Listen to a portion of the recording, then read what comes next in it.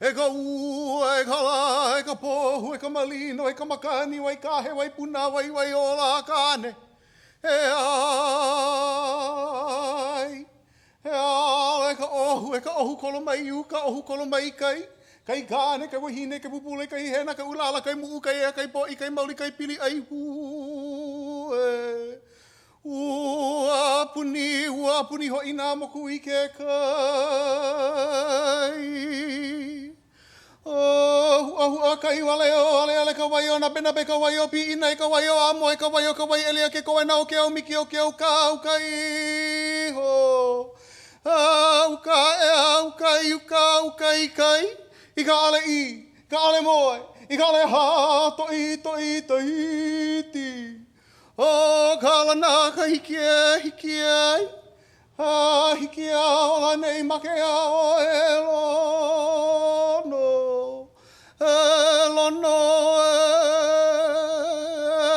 lono hoi. Waipuna lau ke aloha, e vilina e nei, e o mau hoa pili kilohana i ka maka, i o a kāka. O a kāka no ko kāko maka kilohana i uka, e kilo mai ana i ka wai a ke akua, ka wai nape i ke kama hoku kalani, ka wai hū, ka wai kau a kāne mā lawa o kanaloa. O kanaloa kākou, i ke noho pū ana o ke kakaiaka. It is my privilege to ho'ala this hale, and as I was doing the mele ho'ala, I recalled, after the overthrow, Liliu Okalani had a bracelet made for her, Hawaiian bracelet, and it said, "E ho'omana'o mau."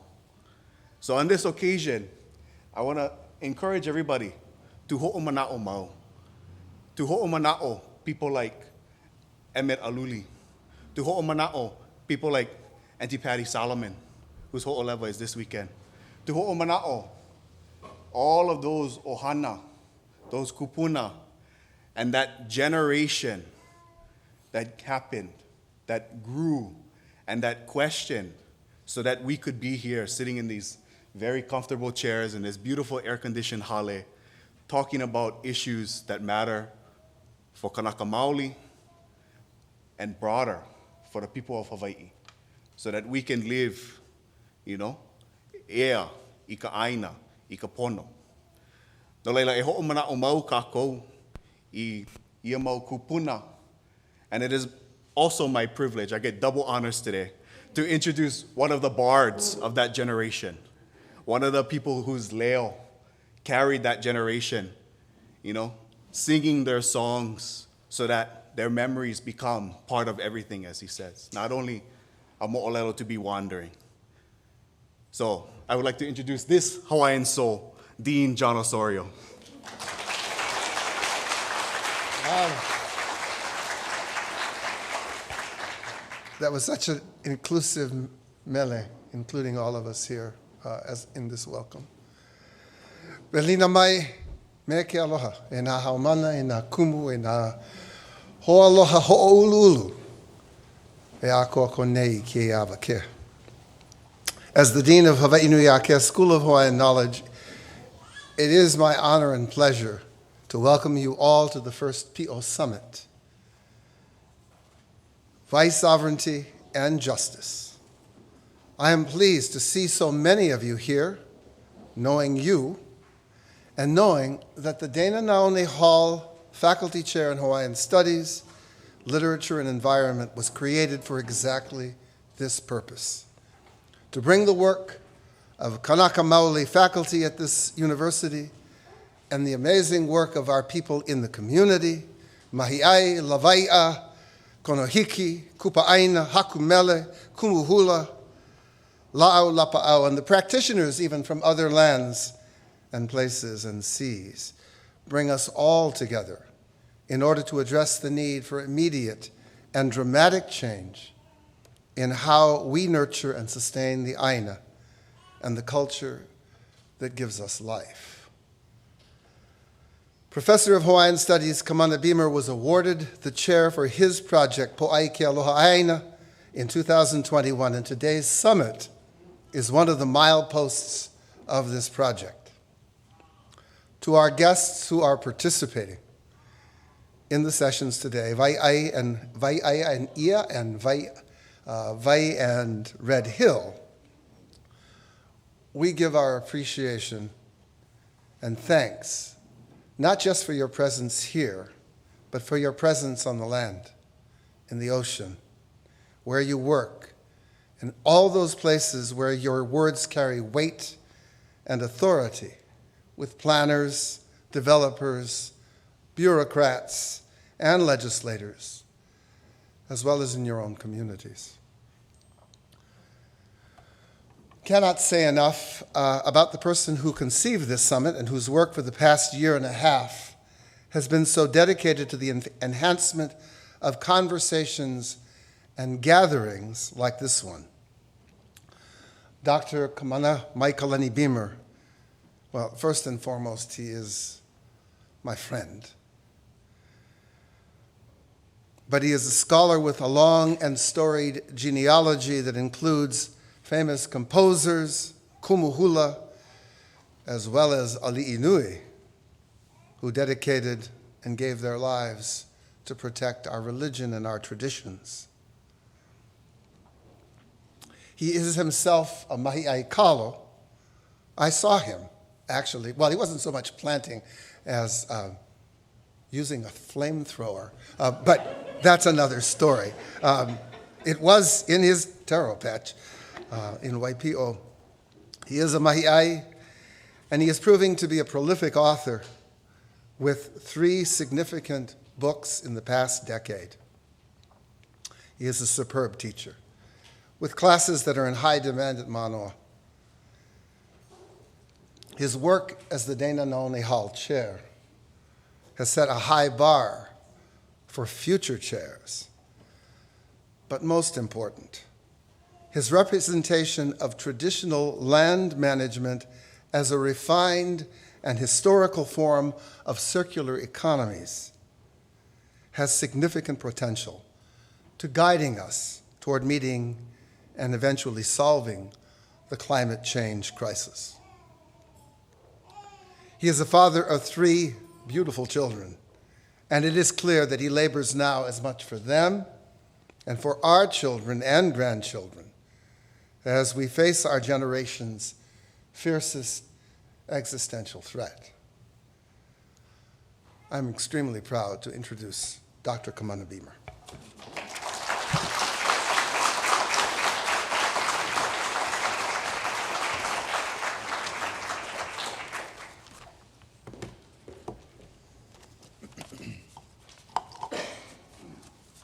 O nauna I tāla me talehua, e halilehua no I ana tano e, tā uno I ano I nei, e li anei ho I o tā hiti mai. A hiti mai no o kou, a hiti puno me te aloha. Aloha e. Aloha e, aloha e. Velina mai ke lohi ka aina, ia Kākoʻo pākahi a pau, aloha mai. It's an honor and a privilege, always good when your dean has good things to say about you, because that always doesn't happen. So mahalo, John. And mahalo everybody for being here for our first Piʻo Summit. I wanted to start out by sending a special aloha to Auntie Dana Naone Hall, for whom this chair position is named, and for whom I hope to honor today, beginning with this poem and throughout the collective efforts of today. So Auntie Dana is watching on live stream. Part Part of the challenges is when you live stream, people decide, oh, I can stay home and drink beer, and they don't have to be physically here. But we have a bunch of people on live stream, including Auntie Dana right now. So Auntie Dana, this is for you. For Auntie Dana, kuamo'o. The bones that enable us to stand we never see unless we break. Tear the skin, rupture our flesh, weeping, wailing eruptions of why me. Illuminate the white fractured ʻEhā that enabled our soft bodies to cool. That deep and irrational tremor within that pushes us when it doesn't seem to make any rational sense. So here I cool, exposed to the sun, soaked from the weight of not giving in. But the feeling is unwavering. The wavelengths of the aunties before me, the ones who they called crazy, Hawaiian, for that commitment to aloha aina. As the generations before, speaking through the bones we keep from the sun. I see my tutu's hi'ona, her face, in the aging aunties of today. I understand that one day, if I kanekoa, my hair gone, muscles flabby, these bones will still hold me up until someone else's turn to keep them from drying in the sun. And the memories of my face will remind them of their aging uncles, and my words will live on. It's the pulse of the aina, the mana that keeps with the waves crashing. When you understand, Tutupele's flow will never cease. The honor of being a Tanaka is to honor the aunties and become part of the ʻiwi kuamo'o. Aloha aina, viva ole, no ke no. Mahalo, Auntie Dana. Aloha. Where I live, there are rainbows, shining, glistening from the light that shines through the storm, making the dull and gray, the uncertainty felt in the rumble of the thunder, the adverse and seemingly endless torrents metamorphosize into robust, radiant colors, lighting and signaling an end to the storm with the hope for a future state that lies beyond.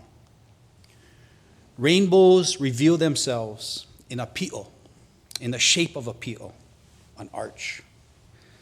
The piʻo of the rainbows, the bowing, reaching, and inclusion, the bending and refracting of light through water to illuminate truth, to make visible what is often unseen, the revelation of our eyes to witness color and hope where there was once gloom of the storm. So let's be clear, it's been pretty stormy in Hawaii. We've been in storms for a while. In the last 5 years, between the false missile threat, when we all thought our islands would be destroyed and we'd have 15 minutes to live, we understand that we're a target because of the U.S. military presence, to the COVID pandemic, to the Navy's negligence, and the Redwater Hill crisis, where our aquifer was poisoned and the U.S. servicemen and women, children, and pets consumed water infused with fuel. And now we understand they also consume forever chemicals. We've experienced the rise of fascism in our streets and the bribery in our legislature. While all the while power clings to archaic and inequitable and extractive economic models for our islands. For sure, any of these singular crises by themselves would be enough to define a generation. And we've experienced them all. And in some ways, I think we're ma'a to crises. You know, it feels like we're going to live in that. So the hope for changing Hawaii from a perpetual state to crisis and the possibilities of what lie beyond the storm are all relevant metaphors for why we're trying to hold these Piʻo Summits. What can we do and see together? How can we effectively utilize the resources of the university to support real-world change for our islands? To malama our place and people? To create systems that bend and bow, to share abundance, and to be like light shining through water to illuminate the truth. So looking towards the light in the storm, today we gather for our inaugural Piʻo Summits on Hawaii sovereignty and justice. Mahalo nui for being here, all of you. Mahalo to your kupuna who brought you here today, who gives you the courage to uplift and do what's better for Hawaii. Whether it's teaching our keiki, passing stones across a stream, writing publications, or showing up at rallies to advocate for Hawaii. Everybody here and online is powerful. We make a difference together, and we're essential for the contributions that we need to see in Hawaii today. So mahalo for being here. So I'm just going to ask, in the midst of these Piʻo Summits, we try to put water first. Yeah. Set aside, each of our lenses, whether, it's FedRec or independence or political affiliations. At least for today, in our questions, in our decision making, if we can find a way to put Hawaii first and at the forefront. And let's think about Hawaii, yeah? The substance that unifies, transports, feeds, and recycles, flows, and provides life to our kupuna, and will provide life to our mo'opuna of generations to come. Ola i ka wai. Ola i ka wai. Ola i ka wai. Therefore, it's a tremendous privilege for me today to be able to introduce these incredible people. Because our kupuna understood why we created regenerative agricultural and aquacultural systems that were aligned with and took advantage of ecosystem niches to produce food in abundance for generations. We constructed lo'i systems, we developed new varieties of ancestral plants to push the limits of production, and utilizing the power of tides, we farmed algae to feed herbivorous fish. Today, we'll hear from some of, truthfully, my Aloha Aina idols. Everything that Dean Osorio said about being the chair, the biggest honor is just to have these people show up and to do anything I can to support the efforts and their work that happens in community. So it's a real honor. These leaders have restored Aina and community while bringing their own innovation to the truth of our ancestral knowledge through their significant and amazing work. To me, this is an unrivaled group whose collective knowledge on Hawaii, resource, food, and fish are difficult to match. This is also a panel composed of courageous advocates and visionaries, people who saw the vision and potential to restore fish ponds 25 years ago when many didn't think it was possible. People who advocated and fought to return water to streams that had been destitute and dry for hundreds of years because of plantation diversions. The panel is also composed of people who saw the Piʻo, the light shining through the water to illuminate the truth, and a future state for our islands and communities. No leila, it's my tremendous honor and privilege to introduce each of you, and I don't know if you guys like walk up individually or as all is one hui, but Aiaya Oko. And I'm going to start with my great friend and idol, Mr. Makahiki champion. We should start there. Mr. Keliʻi Kotubetey, from the Assistant Executive Director of Paepae Heʻeia. Aloha nui, Keliʻi, please come.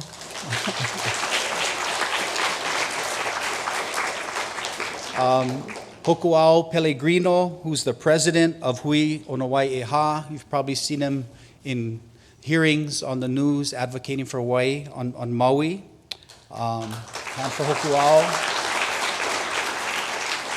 Tiare Lawrence, a founding member, Aloha Aina of Kamalu o Kahālāwai, West Maui. Aloha Tiare.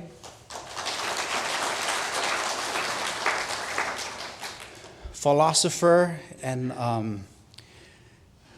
lover of all things Aina, Kanekoa-Shultz, who's the executive director of Kākoʻo ʻEhā, Kanekoa. And of course, all the way from Manoa Kalanipo, we have Stacy M. Sproat, the executive director of Waipā. Aloha, Stacy. And then we have from Puleʻoʻo, Molokaʻi, Hanohano, Naehu is here together, and the Paniolo Prince, the Aloha warrior himself, Hanohano. Hele mai, hele mai.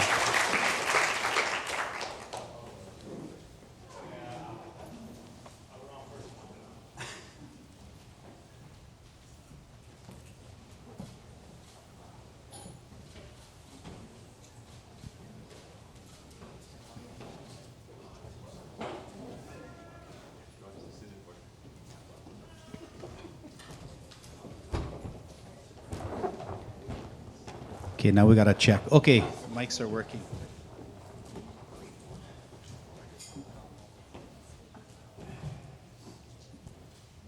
Okay, gang. How about again, paʻipaʻi lima for our hui here. Check 1 2. Check 1 2. Check 1 2. Just check Break in. out into song and rap at any point. Oh, you're gonna get it. You will get it.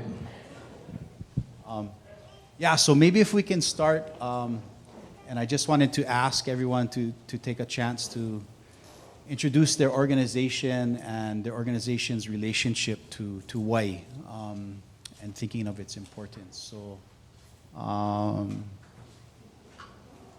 we're going first. Use his favorite. Best for last. Best for last. Right. Love you, honey.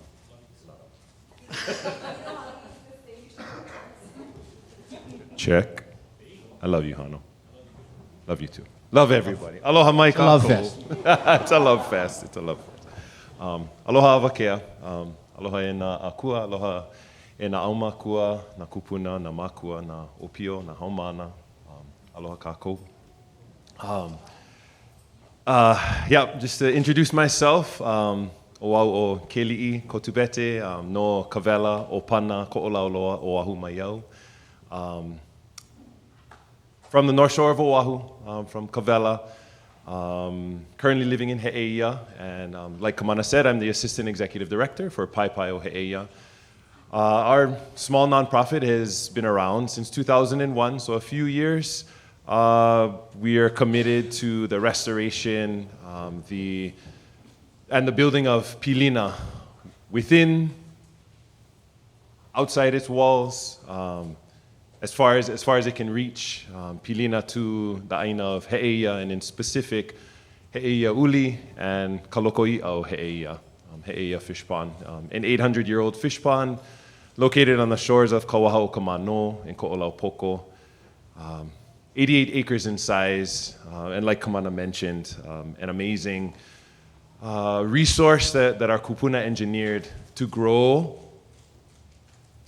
phytoplankton. Gee.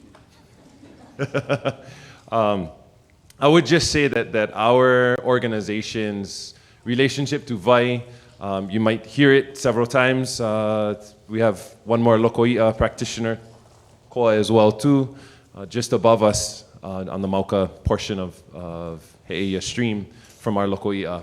But our organization is committed to, and our relationship to Vai is specific to the growth of food, and for us it begins with at the micro level, the microscopic level.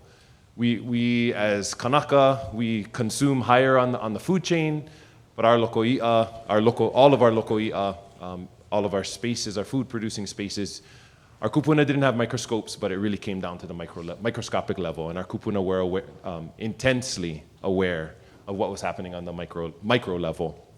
So our Lokoʻiʻa is recharged, it's nursed, it's nourished by the Vai of Heʻeia. The several streams that come out of our two deeper valleys, Iolekaʻa and Haʻiku, flow down into Heʻeia wetland, into Hoi, flow out through Heʻeia stream. Both above ground and subterranean water flow into our Lokoʻiʻa. And this water is rich with more nutrients than I can name.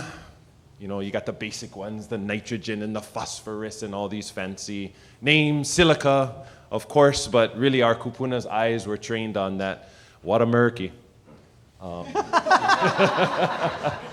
Yeah, right, got him. Yeah, they're trained on that murky water. Our kupuna were looking for that particular tinge in the water, that a term that I was introduced to was vai momona.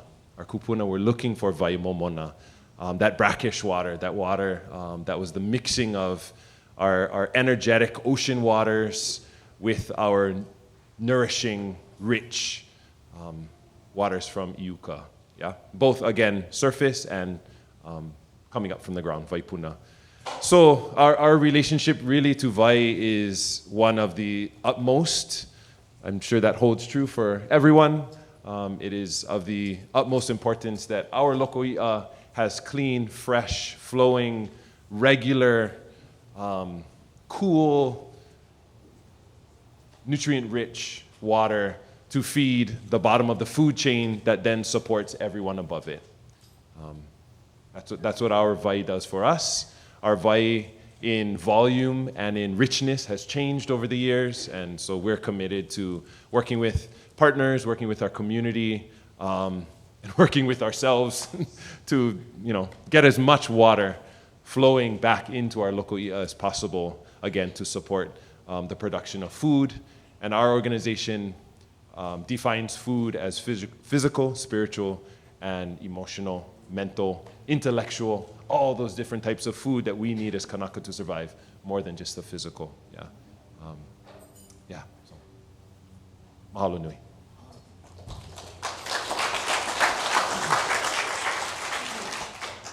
Okay, who'd like to take it from there? We staying in Heʻeia or we're going Molokai? We're staying in Heʻeia. Aloha mai kākou. Wau Kanekoa. I'm the executive director for Kākoʻo ʻŌiwi. Everything he said, I kākoʻo. But the reality is, the word Heʻeia is a reminder for us of how much water determines our future. To Heʻeia is to slide. The mo'olelo from our kupuna was that water came through and changed the very essence of Heʻeia. So it's a humbling reminder of if we do not protect our water and prepare for that flood, that change will come much quicker. Obviously, our relationship, because is a really important system, because we can't do any of our work without the water. And we also have to acknowledge that as we use that wai, recognize what is below, right? So the loko i'a that is below us, we would rather take the water, utilize the water, put it back into the stream, and so that our brothers and sisters that are below us will make better of it. And we recognize that filter system is such an important thing, and we are proud to take that responsibility, hopefully to clean some of that water so that the loko i'a can thrive. He said a lot, so I'm just gonna end it at that. Okay, mahalo, mahalo, mahalo. Mahalo, mahalo koa.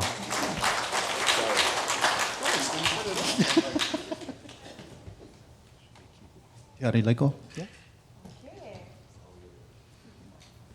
Aloha everyone, my name is Tiare Lawrence. I am from Lahaina, Maui, a small town in West Maui. Kamalu o Kāhālāwai was founded by a hui of lineal descendants from West Maui, ranging from Honokohau Valley to Ukumehame, with a primary goal of restoring Aina Momona, Mauka Tumakai, after the demise of Pioneer Mill, the plantation. And I have to put this out, as a child, I felt I was robbed. I felt we were all robbed. I grew up next to Kahoma Stream, and I just always thought that the dry stream was normal. I never knew, I wasn't brought up with the history of knowing that at one point, these streams was flowing tremendously, Mauka Tumakai. And it wasn't until the closure of Pioneer Mill that we saw an opportunity to come back and go back into these valleys. And so that was the basis of Kamalu o Kāhālāwai, was restoring Aina Momona. And interestingly enough, we started off with Kahoma Valley as our core valley to start with. And Kamehameha Schools actually owned the diversion. And they hadn't been up to Kahoma Valley, probably 50 to 60 plus years, the administration hadn't been to Kahoma Valley because it was occupied by Pioneer Mill. And it was such there's a lot of growing pains to this process, but working closely with Kamehameha Schools, we were able to restore Mauka Tumakai connectivity back to Kahoma Valley, which wasn't easy. But it was really, we had supporters and cheerleaders on the inside of that institution that helped to support the work that we were doing. And one of those people sitting here on this panel today is Hōkūao Pellegrino. He worked at Kamehameha Schools, and really the work of Hui Onawai ʻEhā and Namoku set a foundation for all of our organizations across the state to come in and pursue Vai restoration. Because of their success, we were able to follow their lead And I want to honor all the kupuna from Namoku and Huianova ʻEhā, that many of them are not here today, but they are the reason why we get to sit up here and be able to enjoy water back into our streams. And so, putting it out there, but that is Kamalu o Kāhālāwai. We're just very committed to restoring Aina Momona back to West Maui.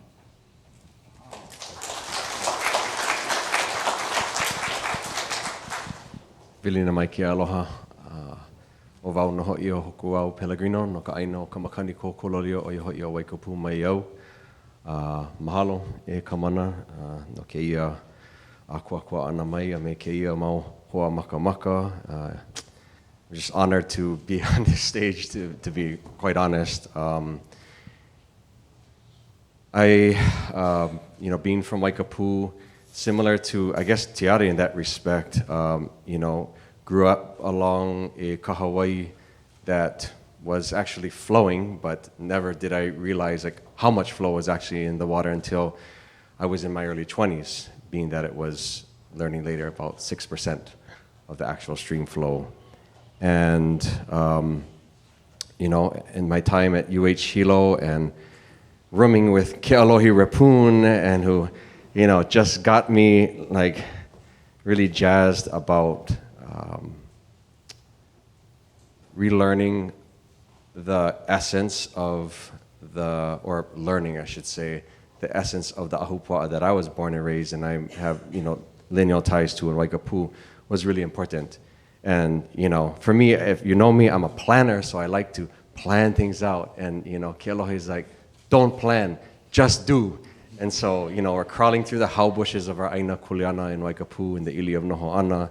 And, she introduces me to a whole slew of other folks, like Kapua, Sproat, and Isaac, and just a whole gang of folks that just cornered me, and pinned me to the, I don't know, to join this movement that, from the very beginning, me and my father, we just want to grow food.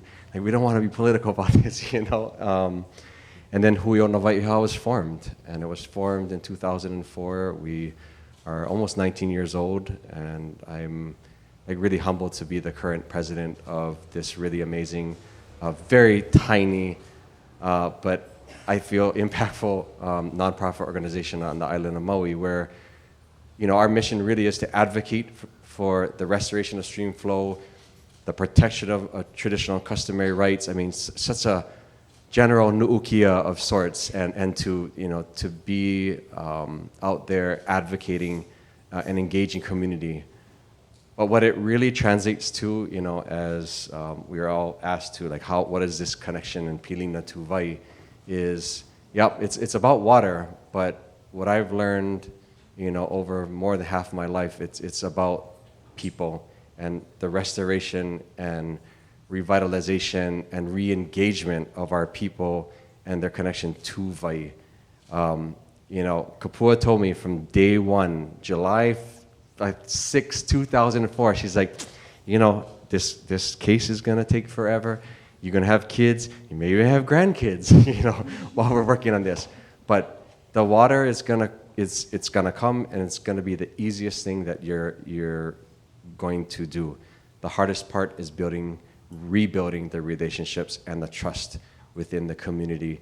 Nawaiʻiha was, yes, one of the largest contiguous kalo growing regions in all of Hawaii, but it also was the birthplace, or I don't know if I want to even use that word, but sugar, really established itself in Hawaii and took a stronghold in Nawaiʻiha, greater than any other, place in Hawaii early on. And so that transition from a very collaborative, community in ways they engage with Vai and their natural and cultural resources changed very early on. So you don't have one or two generational, loss of ike, but you have 4, 5, 6. And so when you have that duration of time where people have become disconnected, to plug them back in doesn't happen by putting the water back into the stream. It's not the field of dreams where you build it and they'll come, right? It's about building the trust. And I've learned that. I continue to learn that. And I'm just really honored to be here amongst these individuals and their organizations. And yeah, so mahalo.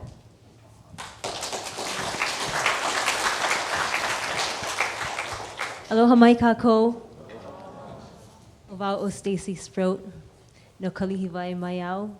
Kaʻohewai is one of 9 ahupua'a on the north shore of Kauai. And everybody usually refers to our area as Hanalei, because Waipā is right next to Hanalei. And so when you think of Hanalei, what do you think of? Poi, kalo, ka'ua loku, kaulana vale ka'ua o Hanalei. So we're in a place where the rain and the vai is abundant. And when Kamana first posed this question to us, how does your organization relate to vai? It's like, oh, let's see. It determines whether we go to work every day. We all check the weather, the stream gauges to make sure we're driving to, we're going to Waipā and Hanalei. It determines whether you come home. It determines what you do, whether you work the aina, whether you will have crops tomorrow or you will not. And so it's inextricable from our lives. And to hear the story of the dry stream bed makes me feel so fortunate that I think Kapua and I, well, we grew up at the muli vai at Kalihiwai. And it probably has influenced and informed what we do today and this movement as well. And all of us who grew up we're fortunate to grow up in the muli vai. And so a large part of Waipā's work today is ensuring that the keiki in our community continue to be able to grow up in the muli vai when they're keiki. Uncle Sam Mahuiki, one of our founders of Waipā, 40 years ago this year, the movement at Waipā, Uncle Sam said that the streams and the lo'i are your babysitters. So when you have your keiki, just keep them there at the stream and the lo'i, and have them spend the days there, not in front of the screens, just at the stream and at the lo'i. The kai's a little bit more sketchy, but the stream is safe, and we know and we've learned from doing it, and I think from ourselves that when you cultivate the love for these spaces, and you cultivate the desire to protect, the i'ini. And so Waipā was born out of this too, out of our kupuna, north shore of Kauai. So maybe one of the things you don't think of when you think of Hanalei is $1 million mansions and 33 billionaires that now live in our community, and the resorts that have come up. And so Waipā was saved in a sense. Well, in a big sense, Waipā was saved by our kupuna, my dad and Uncle Sam Mahuiki, and the kupuna of this generation that's passing today. It's an amazing ahupua'a, 1,600-acre intact ahupua'a on Hanalei Bay, Maiuka Aikai, with its own perennial stream, intact auai system, old lo'i, used to be cattle ranch and rice farms, so a lot of degradation throughout the years. But the people of the North Shore of Kauai, as all of us, were losing their land for many, many years. And in the early 1980s, actually in 1982, which is 40 years this year, Kamehameha Schools was going to build a resort community and golf course in Waipā, and Lumaha'i, the ahupua'a next door. And these are Kamehameha's 2 major land holdings on Kauai. And our kupuna from our community came out and said, we need to save this space. We need to save the space because 30 years from now, this whole North Shore is going to be a resort community. And guess what it is today? And so all of these years, they were fortunate. Well, they were amazing. Today, we are fortunate. Our generation is fortunate. And I usually say that now we get to live the dream because they saved it. We're managing the ahupua'a as a learning center and as a space and as a pu'uhonua, both for the kids from our community, for the ohana there, that now nobody can find housing in our community. So our next initiative is to build housing for our staff on the aina. But to save the space for our practices and our crops and our food and our values, abundance, to create and cultivate abundance, and to teach and share, because without aina, it's hard to find aloha. So we can aloha others if we have the aina to aloha and to feed people from. And so for 40 years, we've been doing this, and Waipā Foundation was founded in 1994. So it's a little less than 30 years as the nonprofit that would carry this effort forward. And we host thousands of learners and students and work with kids from our community. But really, a lot of our work is just being there on the aina, learning it, walking it, doing it, growing, and remembering and connecting with our kupuna and our values, and teaching and passing those things forward through the work that we do. A lot of which is rooted in managing our ʻŌiwi system, which is a historic ʻŌiwi system with downstream users. But how often do you hear that we get to be the upstream user? It's our water. But in that sense, we have to manage it as a community so that everybody is peaceful, more or less. So we don't have to go to regulation as well. So that's some of our work at Waipā. Mahalo.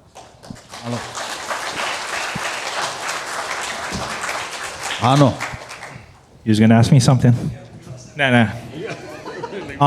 Aloha, my name is Hanohano Naehu, aka the Paniolo Prince. I'm from the island of Molokai.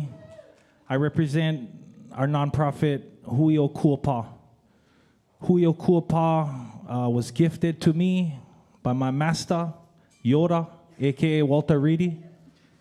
I graduated from his dojo at Keawanui 2 years ago, and I was able to move home to the ahupua of Kumimi, where the last perennial stream on the south shore of Molokai exists. Only my family live in that ahupua. So when I think about what water means to me, I feel like one mo'o. I don't know if you guys can see my shirt, this big mo'o energy. But mo'os supposed to be the guardians of these sacred waterways, of all of our precious water. So again, I'd like to thank everybody up on this panel. I'd like to stack everything they said. I agree, I Kāko'o. They did a beautiful job explaining that. What I'm gonna explain is the why we love why. And I'm going to use lyrics and poetry. You steal the water, you rape our land, doing it every day. How can you possibly understand? It's like you're tearing off flesh, just leaving bone on the hand, counting money by grands, killing the planet, the plan. We need to breathe and feed. Our body, mind, spirit, and soul lose control. Because the way they're going is not the answer. And everybody knows, gotta hemo why. Let the water flow. The optimal human being. Touching, feeling, believing. We reaching for the ceiling. To the top of the mountain, achieving. Planting seedlings. Truth seeking. Aloha aina preaching. Kneeling. Weeping. Forgiveness we should be pleading. Because I can barely hear our Mama Earth still breathing. Our future should look more like before. Situation getting grim, and it's hard to ignore. Like we knock for nature, but nobody gonna open a door. Military pimping her like one whore. So will you stand up? Is this worth fighting for? What else could be worth living or dying for? The top of Mauna Awakea to Kanaloa seafloor, the whole planet, our kupuna circumnavigated and explored. Yet they never gonna make the wrong right. Just leave an open sore, like a crooked cop on the hush, taking more. Aole mean no. No matter. They're gonna try and make us scatter. The rat taking the cheese, taking more. So hear us roar, light beaming out of every pore. Unchain the brain, the hawk about to soar. Vibrate at a higher frequency, little bit different from before. Gathering up the troops, remind them what we're fighting for. Because in this generation, these stories going to become legend. And then legend become law. The score? Our keiki will never not know the truth anymore. From this day to forevermore. Because a brighter future and a better tomorrow. A world with love, light, laughter, and no sorrow. No poverty, war, hate, or greed. We're going to light up the darkness and plant seeds that feed our keiki and empower them to lead past the need for speed, glory, gluttony, power, lust, envy, greed. This is a command. This is not a plea. We're going to yank the useless weeds that contaminate, breed, a multiplier effect, the mistakes we don't need. So never concede. Take heed. Carpe diem, my warriors. Guaranteed we succeed. And just like the Lorax, we speak for the trees.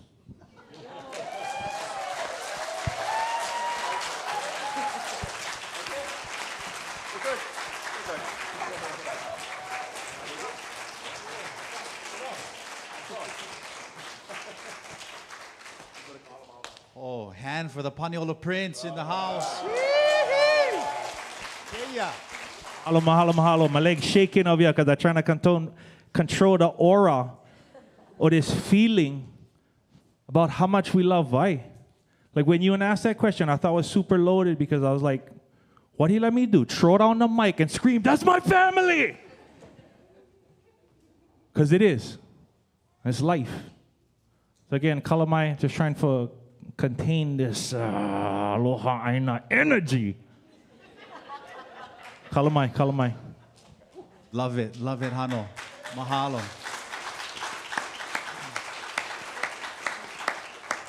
Yeah, and speaking of that, I was doing a class, Hawaiian sovereignty in Hawaii. And the first time I taught it, this is maybe 4 years ago.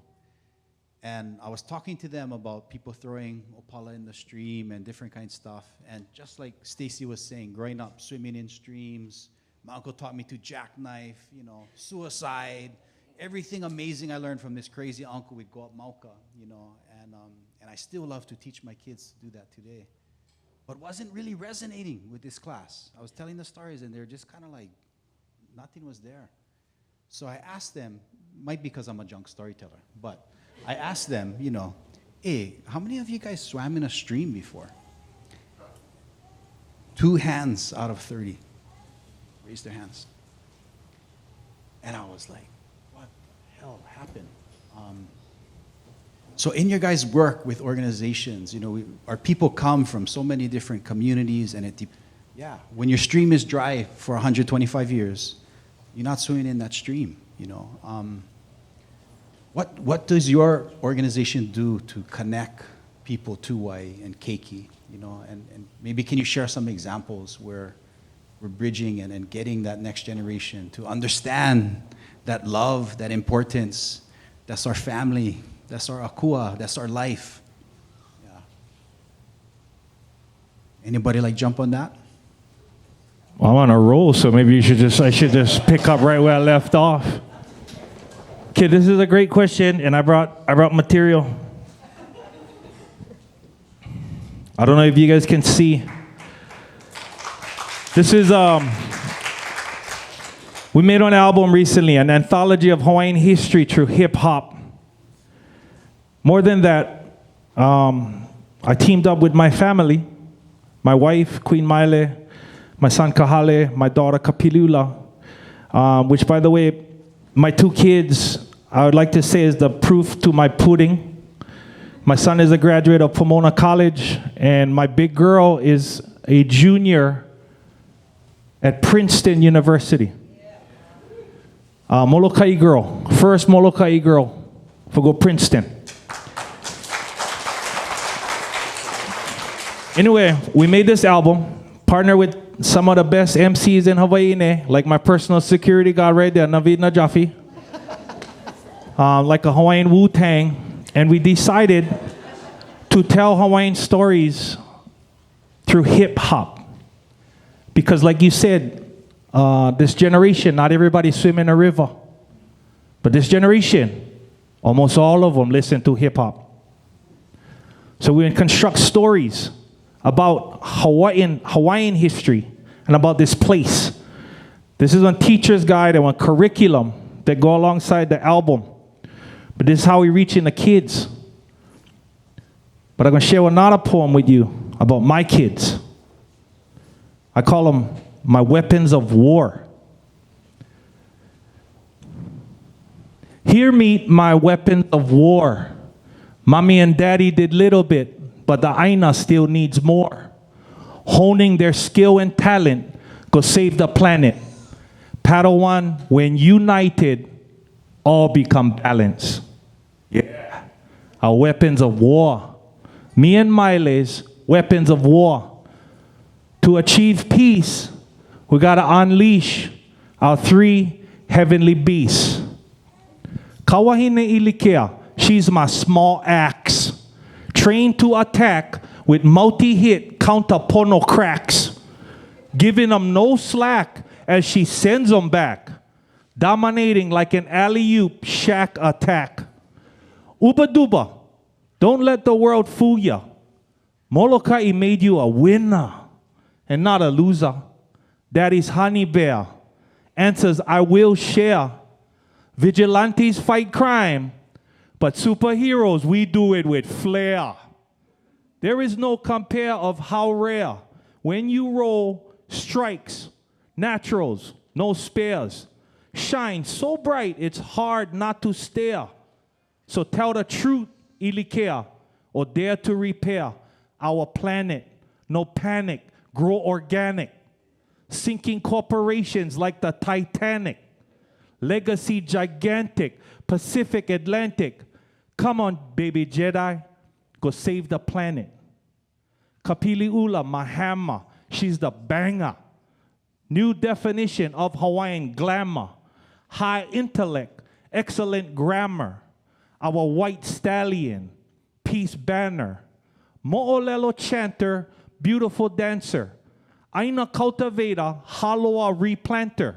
She's always in the game, never a bystander. Hawaii State Finals, poetry slammer. World robotics team commander. Trained to never give up, never surrender. Tough and tender, Aina defender. Tall, slender, a'apo, instant comprehender. She's articulate with incredible talent. This the one, maybe bring the balance. Looks that kill with massive skill. Pule'o'o can break rocks. She can break your will. It's time to deploy my boy, Hawaiian Pinoy, Kahale, the real McCoy. That's my ace. So embrace the new ui face of the Aloha Aina warrior race. I had to replace going from good to great. Daddy had to defend, but they can create a space that is safe from war and hate. Liberate our Hawaiian nation state. He's a stud swimmer, winner, 6-pack bricks. He shred guitars like Tanaka Jimi Hendrix. Tell him, boy, get in a game, get in a mix. Or call it kick those pricks as you try to fix. Use your talent. Escape, duck, come back, slip, and then punish them with law, charm, smiles, and kicks. Sebastian, go ahead, brother. Flip this script. We going all in, pushing in all our chips. Here meet our weapons of war. Mommy and daddy did little bit, but the Aina still needs more. Honing their skill and talent, go save the planet. Padawans, when united, all become balanced.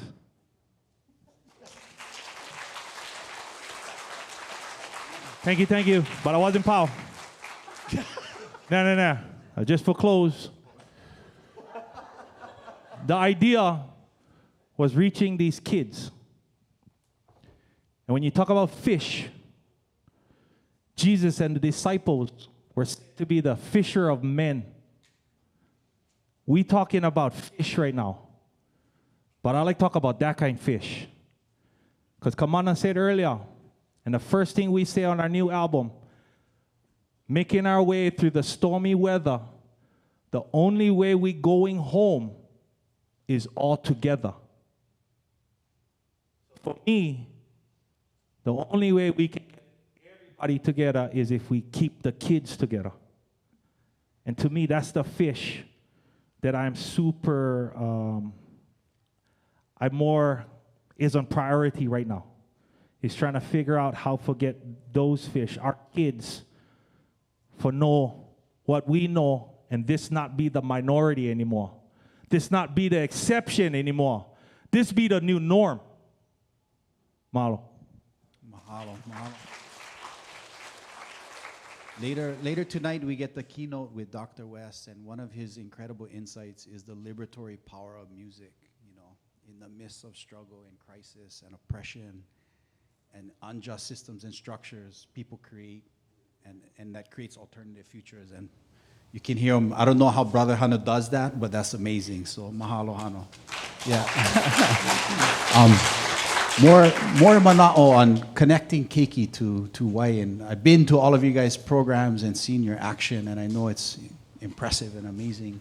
But I'm going to ask Keliʻi. Sure. I think for us in Heʻeia,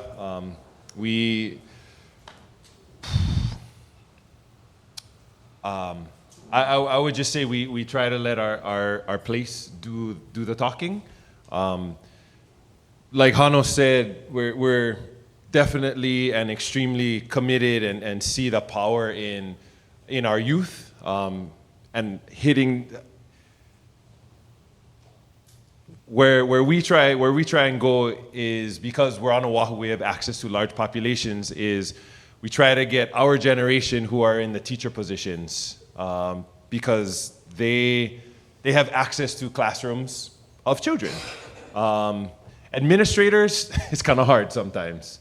A lot of times it's easier for us to connect with a friend who we went to college with, and now us as Makua, they're in the DOE system or they're in the charter school system, and reconnect with them and, hey, try bring your class out, if they didn't know about us already.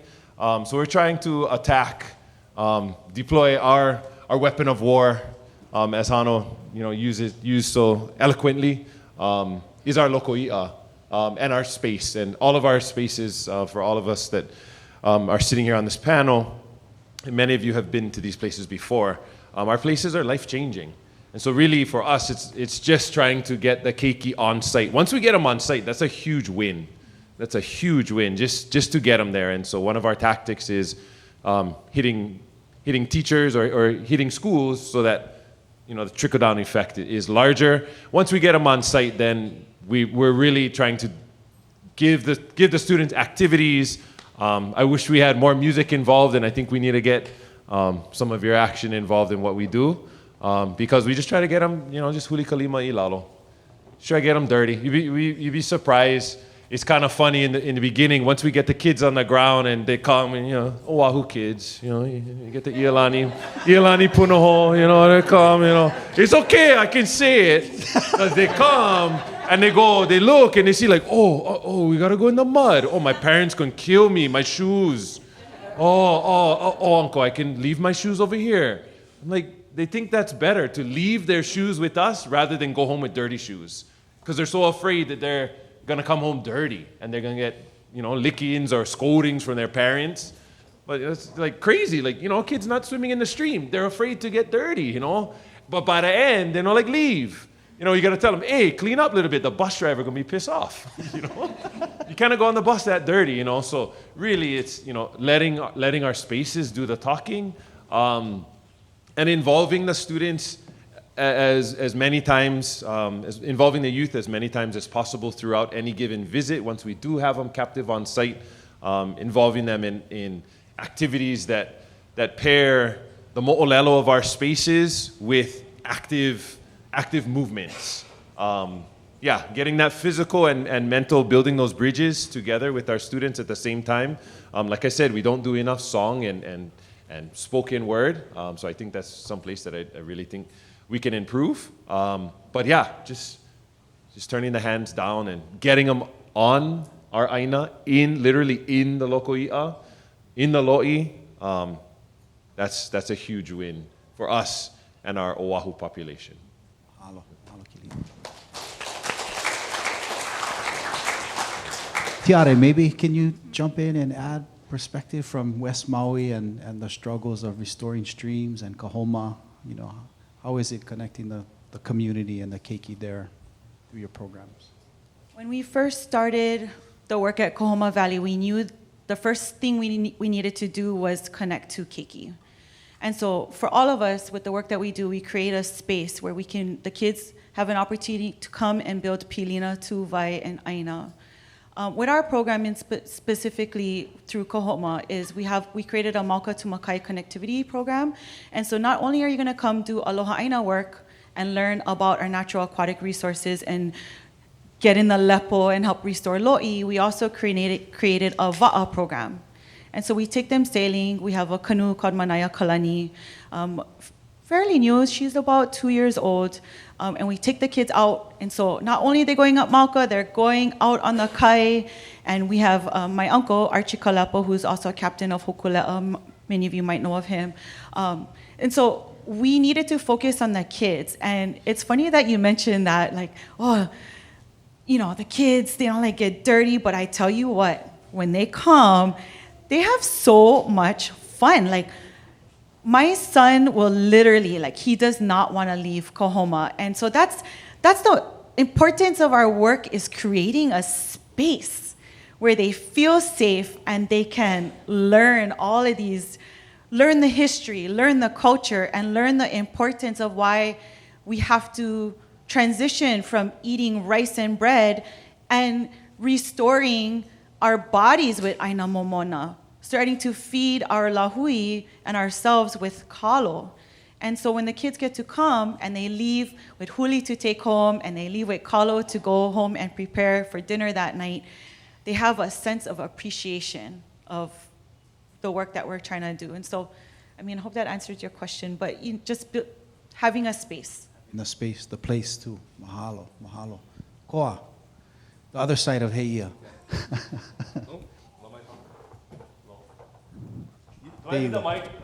No, you need them, because the guy's live streaming.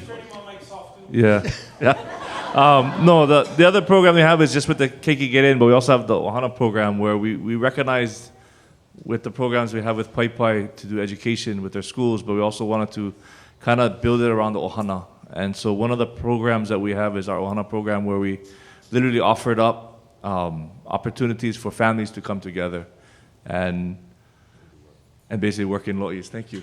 So I get my anger translated to my left. But anyway, but the reality is we just need to be able to get our people back on land. And it was important for them to work in the lo'i, kind of struggle in the lo'i, ask us like things to be done. And it's like makana ka'ike, like what you're going to learn is what the aina will tell you.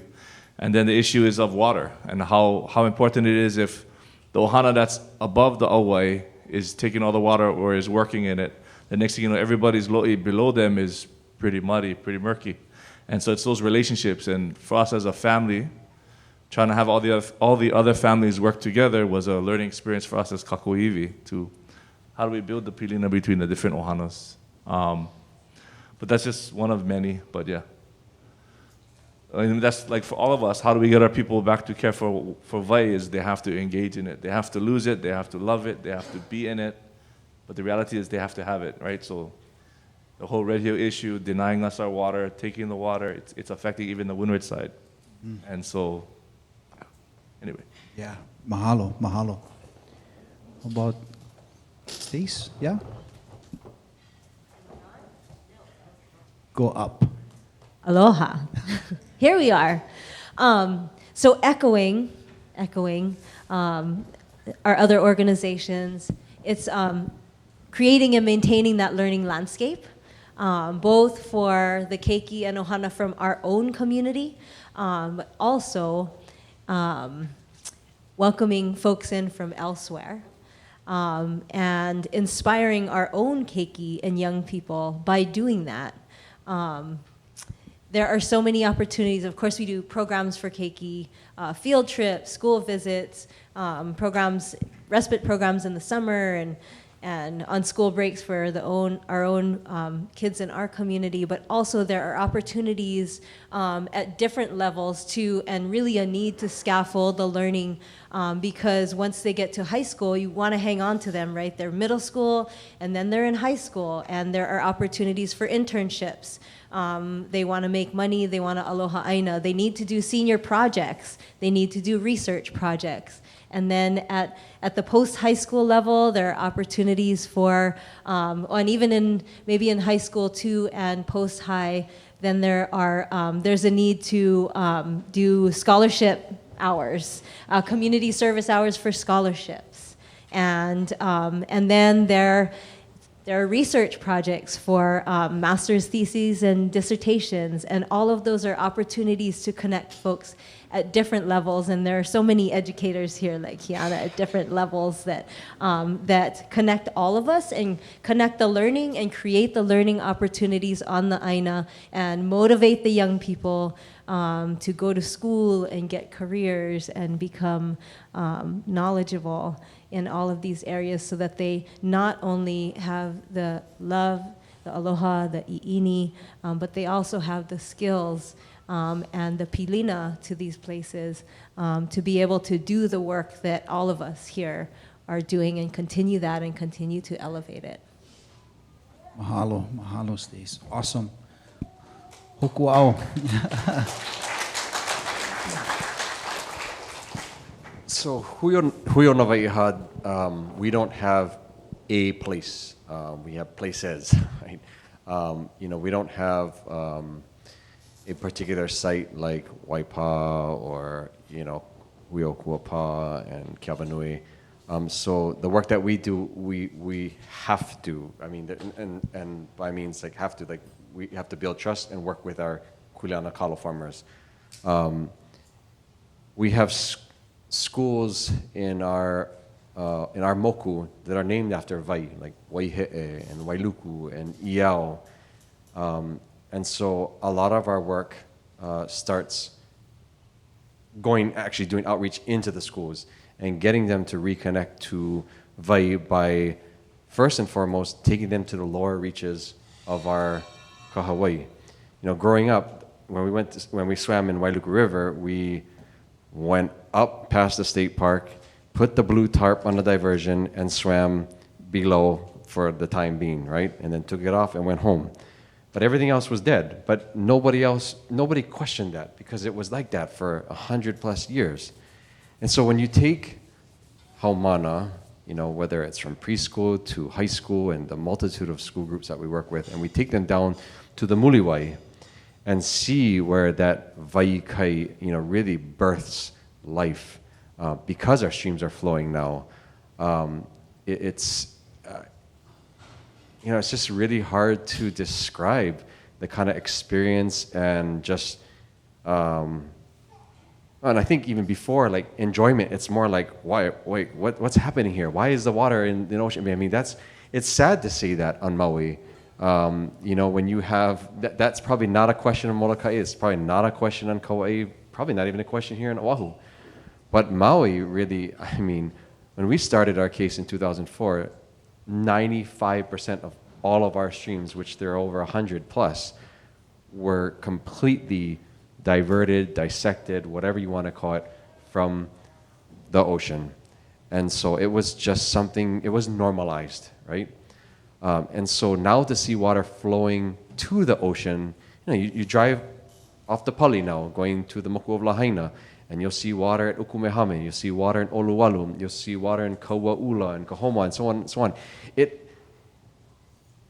For the first couple of years, even for myself, who have been doing this for more than half my life, it makes you scratch your head. It almost doesn't look natural, right? Because it's like you're seeing this just dry landscape that has been completely transformed by 140+ years of plantation. and now it's, you know, this barren landscape that's going from green to homes. And yet these streams that have been restored are meandering through these multi-billion-million-dollar, you know, communities. And so I think the bigger question, like from Maui, is how does our next generation or Haumana fit in to all of that? How do they get to traverse the entirety of that Kahālāwai? People still, you know, want that solitude and go up Mauka in Iao Valley and Wailuku River.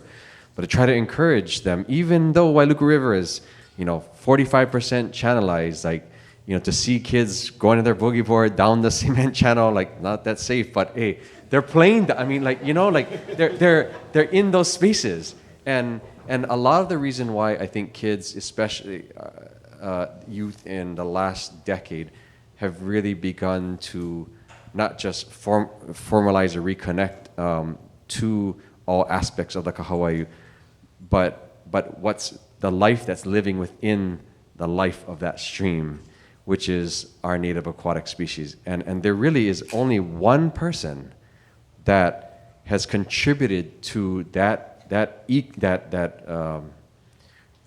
re-engagement, reconnection, whatever you want to call it, to these species, and that's Uncle Skippy Hau.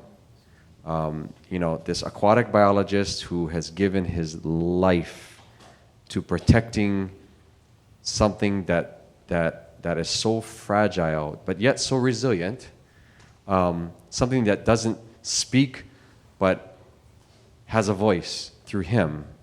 I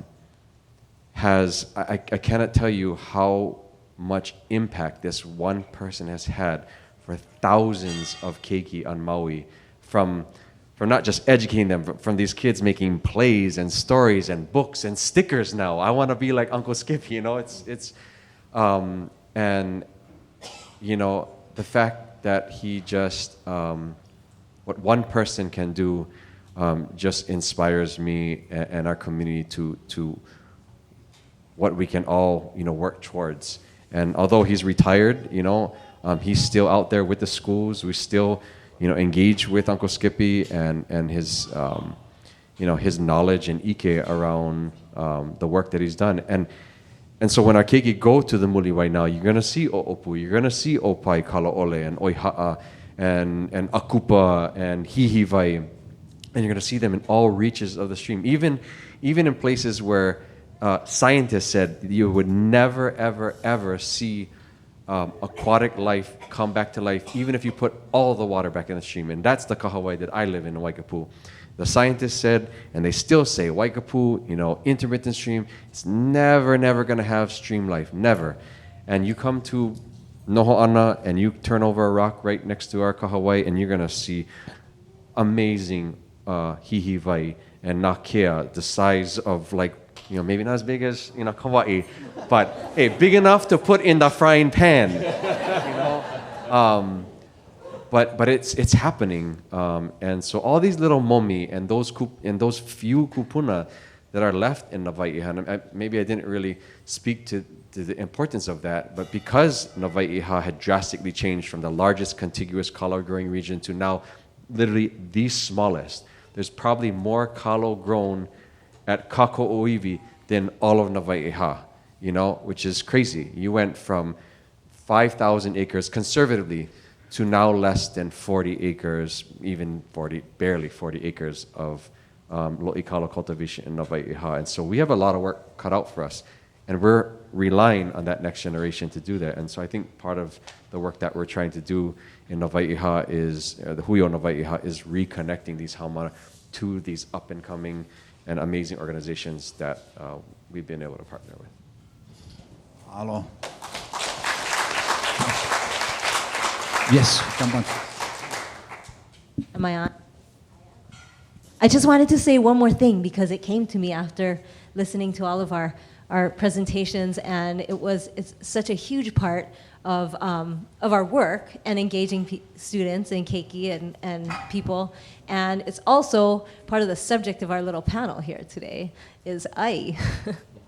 And one of the ways that we all connect to Vai and connect our young people and our keiki and our ohana to Vai is through ai, through just feeding them and sharing the food and growing them, because when they eat from it, and then you teach them that in order to grow that kalo, to grow whatever they're eating. In fact, I was actually getting really hungry thinking about the hihivai, but I only want to look at the hihivai now. I don't want to eat them anymore because we just eat invasives, not natives anymore. We have to grow the natives. But is to connect to kids and people often is through their stomach, but then also you connect the learning all the way up to that kalo. Gets its water from the awai, which gets its water from the stream and from the forest and from the clouds and from the ocean, and that's that whole cycle that supports all of it so that we can eat, and then hopefully that'll be one more thing that'll connect them. Yeah, I get one more thing too. Jump on them.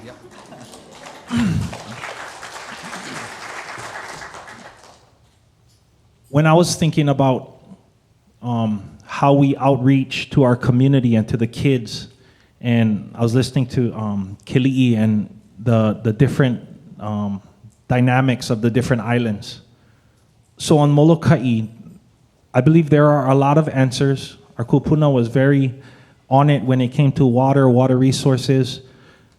But for us, we've touched every single kid on that island. When COVID came, it presented a new challenge. How do we keep reaching these kids when nobody coming? So like I said earlier, how we've adjusted and evolved. My wife opened up this online school of Hawaiian learning called Kahālāwai. And it's pretty much based on how we raised our kids. The academic side and the cultural, the environmental side. We had to evolve, and it kind of seems kind of crazy that Molokaʻi, because we never have the kids for come, and we never have the amount of visitors and learners that would come into our place, we needed to figure out how to reach everybody if nobody coming. And again, like how everybody said, the best way to learn from us is to come to our place. And like I said, during this COVID, we had to figure out something else. So we decided to use media. We decided to use music. We decided to use art. We decided to go out and go get them. Whoever interested in learning these Hawaiian things, how to love the fresh water, how to aloha and recognize phyto and zooplankton, where is the vaikai, where is the muliwai? So we put it all on camera. And we used our site as the site to learn, but you don't have to just come to us to learn anymore. You can go to kahalehoaka.com, you can go to huiokuapa.org, and you can go retrieve on YouTube, on social media, all of these lessons. Because I think we came to the point where I've serviced every single kid on my island. Actually, I've been servicing every single kid on my island for the last 20 years. That's not enough, though. That's not enough. And this vai, this water, it's not just on Hawaiian issue. This is on human issue. They raping our planet, not just our island. And the only way we're going to fix them is together. So again, I think I wanted to bring that up because we had to evolve. We had to adapt. And if I'm not mistaken, our kupuna was the best at that. Mahalo. Just one more, stacking on top all of this awesomeness. And it's really just preaching to the choir, because you guys are sitting in here because you are interested, or you know one of us, or you're familiar with the issue already. But we actually, we want to be in Stan Sheriff. We want this summit to be in Stan Sheriff. We want, like Hano said, we want this to be normalized, yeah? So when it comes to the kids and the youth, today, I have to think that all of us sitting in this room, there was a experience or a kupuna, auntie, uncle, something that happened when we were young that triggered us to get in the path, so we're all happen to be here sitting in this room today. And we have to work extra hard today because there's even more distractions than when we all were growing up. The world is so much smaller. Yeah, it hasn't. I was going to say, the world has got bigger. Well, no, the world never changed. The earth never changed in size. There's more stuff to do out there, and we get information so much faster now, and the world has become smaller, yeah? So the work is harder, but I have to think that your experiences, Hano, growing up on Molokai and Tiare and Hōkūao and on Maui, playing in the stream, whatever it was for you, Koa, when you were growing up, I don't know. You never tell us one childhood story yet. So, bye-bye. Tell us one childhood story. But whatever it was, there's some spark. The light bulb went off. There's something that allowed us to move along a path that guided us into the work that we do. The reason that you saw the invitation and you guys came to sit in these chairs that, excited you about what was going to be discussed in this summit. Well, if we want kids to be having these, and we know these conversations are going to have to happen for decades to come. We know that is going to need to happen. So to get more students, more kids, more youth, our own children, we need all of us to continue to do the work that we do, and we got to work harder. We have to be more innovative. We have to be more creative, so that we can provide more sparks and more light bulb moments for all of our students of Hawaii and the world, so that we don't, mess it up, so we can kind of huli. We got to huli. So anyways, and that's preaching to the choir. You guys know that already. But I just wanted to, just a thought came up that, we got to keep being creative and innovative in talking about these issues of vai and ai and making those connections, because it's actually getting harder. So we have to keep providing those experiences sometimes it's just one thing, Uncle Skippy. Just one kid meet Uncle Skippy. Hey, they might be the next aquatic biologist, making it happen. In Costa Rica, they're gonna go Costa Rica. I don't know, whatever. Someplace in the world, we want this summit to be bigger. You on it? Oh, mahalo, yes. I think maybe I get one more, and then if we can ask community if people have questions. But so going to your guys' place, seeing it in action, experiencing it, getting it through mele, through other experience. I believe it's life altering, and it's teaching, resilience, science, culture, empathy, aloha, team building. It's amazing. And all of you guys doing that. What can the university, is the university involved? We're here at this system, institutions, there's a whole lot of programs and resources. What do you folks think the university can do to better service you guys, or Kākoʻo, or what can we do better? Especially when we have our dean in the room. No. Tiare, you raised your hand first, I think. Absolutely. Yep. I see scientists. We need data. We need your kokua and gathering stories and history. So when we go to the Commission of Water Resource Management hearings, with Kahoma, they thought the likelihood of aquatic resources coming back was very unlikely because our stream was dead for 120 plus years. And little did they know, thankfully we collected the data with the help of Uncle Skippy and one of his students, Kanoilani Stewart. We gathered the data and we learned that actually we had all 5 of the o'opu species in our stream that came back after 120 plus years of no water.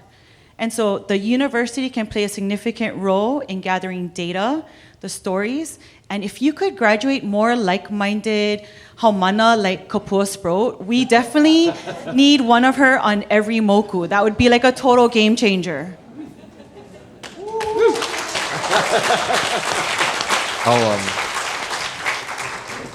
Actually, I think the university is doing an amazing job, across the Paeʻaina.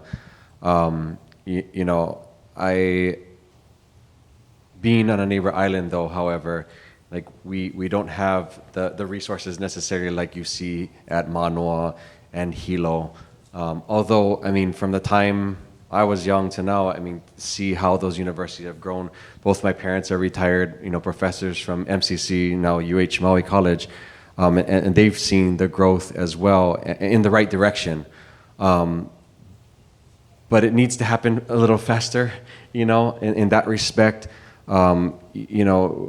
COVID kind of did us all in for all kinds of things. But one of the things that it did in the right direction, I guess, is allowing for Haumana and other islands to be to take classes online.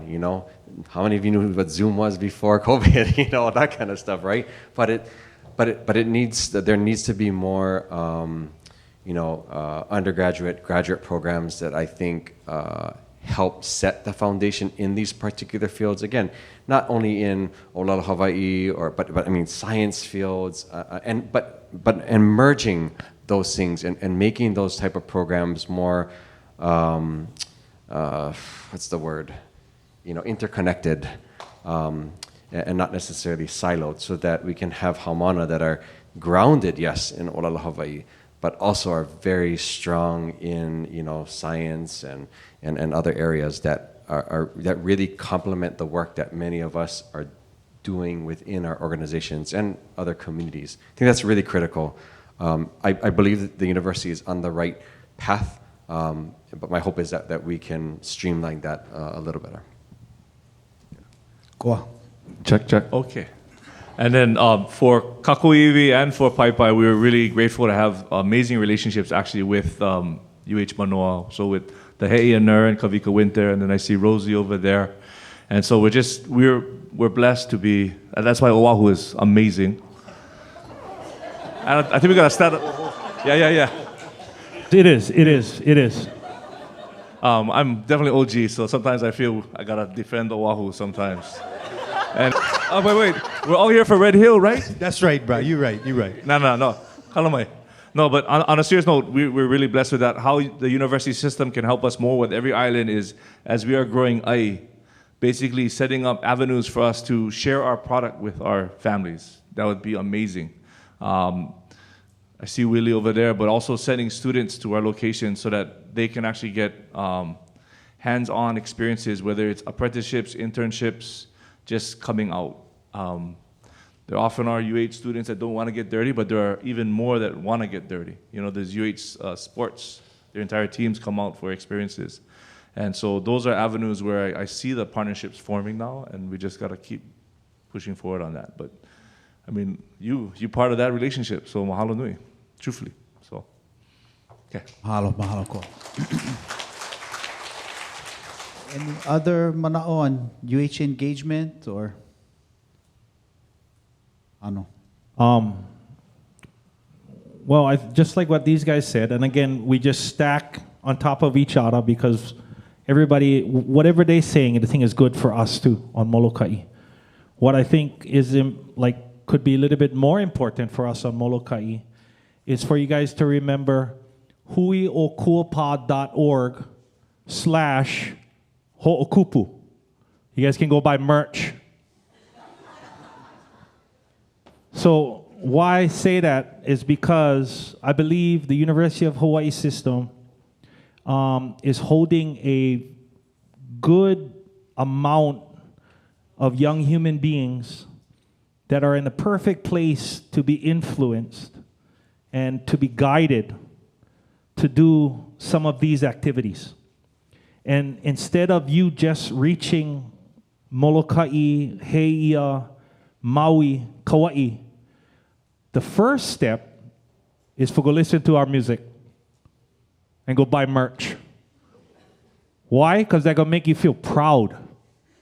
They're going to make you feel like I like go look for one of these places for give back. Right? There are many ways to find us. I believe one is, again, to go get inspired. And so I think that is why our fish pond project decided to go make music so that we could promote all of this on a different level. And like Uncle John Osorio, like the bards that came before, with music, you can say a lot of different things and not get held against you. So I think one way you guys can help us too, since Uncle stay in a room, is for you guys to see if the anthology of Hawaiian history that we created, if get anything wrong with them. Because if you cannot find anything wrong with them, then we spread them as far and as wide and as deep as possible. So it's a challenge for everybody, anybody in this room. Again, I held up the book. And I'm going to hold up that CD. But you can go listen to this and our music on all different platforms. Spotify, iTunes, YouTube. And please, if you guys know anything about Hawaiian history, about Hawaii ne, about saving a planet, loving a planet, go see if you can find anything wrong inside here.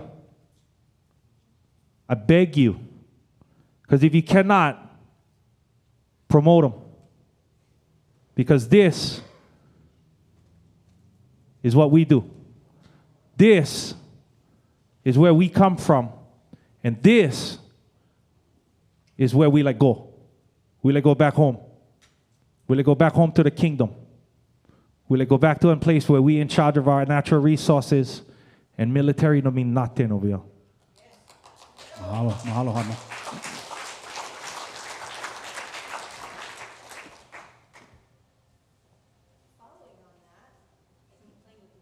And back and forth. There you go.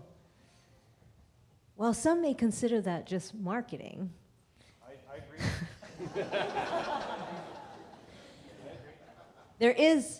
There's a lot to be said about creating the coolness and the recognition, along with the amazing and pono work, and helping with the financial sustainability as well, because I think that's a lot of our realities nowadays is the finance side.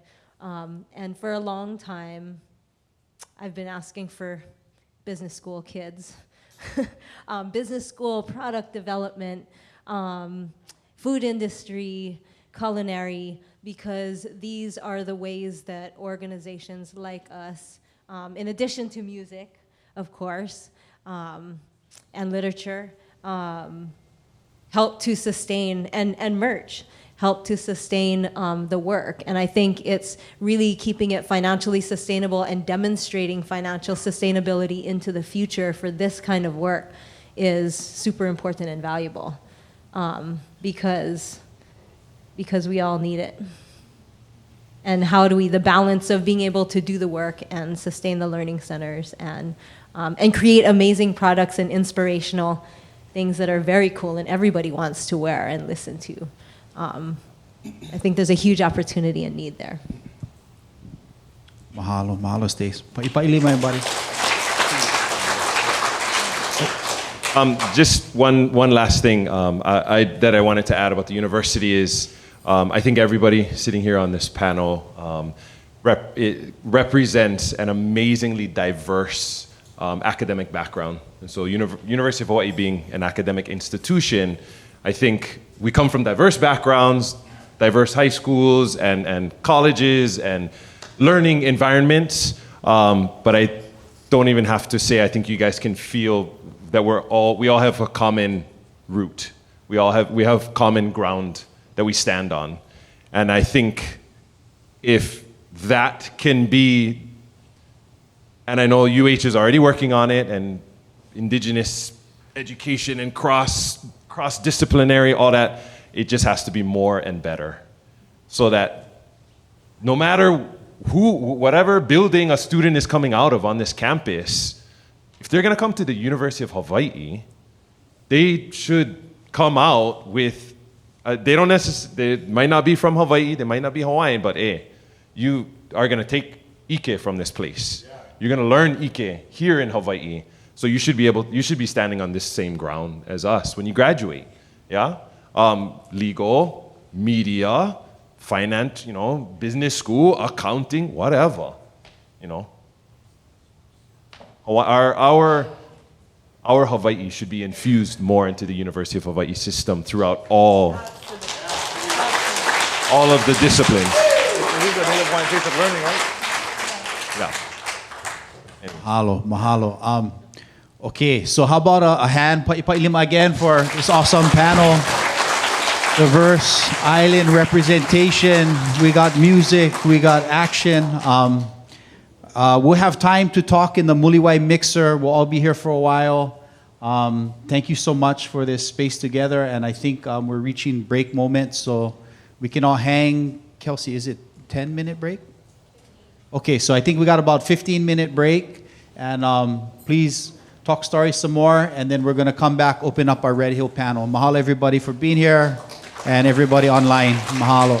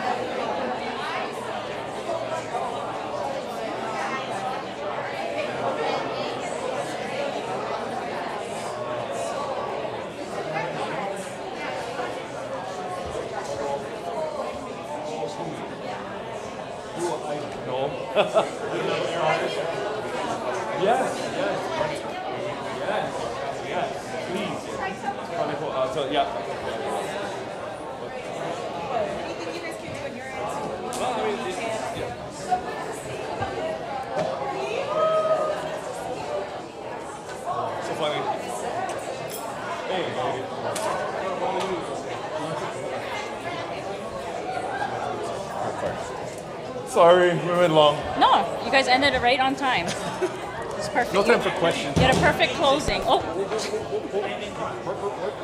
I mean, the whole thing looks good.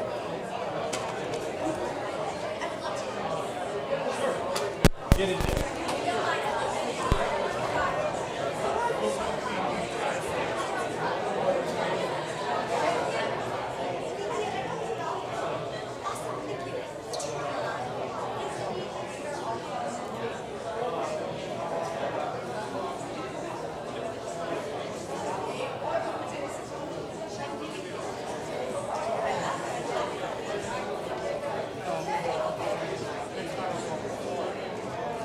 Sorry? Yes. Yes. 4 people, yeah. And then, do you know how to get? Is it? They have a PowerPoint they're gonna use in their presentation. So Kim, is this already hooked up to there, or like how do we get the? Yeah. If you start the presentation, it should go straight there. Okay, let me see if I can bring it up.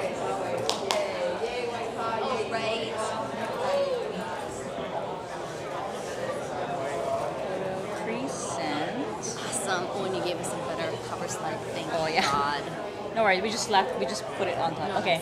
Okay, there you go. And so it's up, and you can just.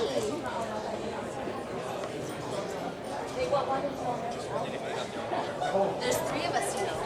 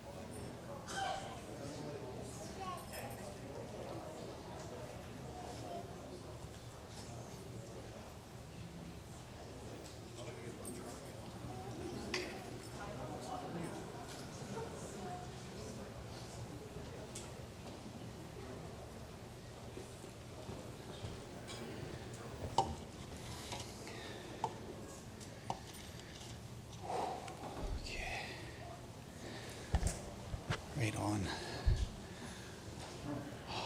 Ola I Kauai. Ola I Kauai.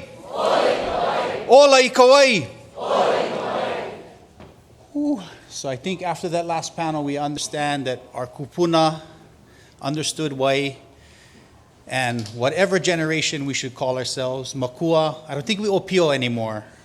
Nobody's kupuna yet, but these guys understand wai. So how about a hand again for our first panel?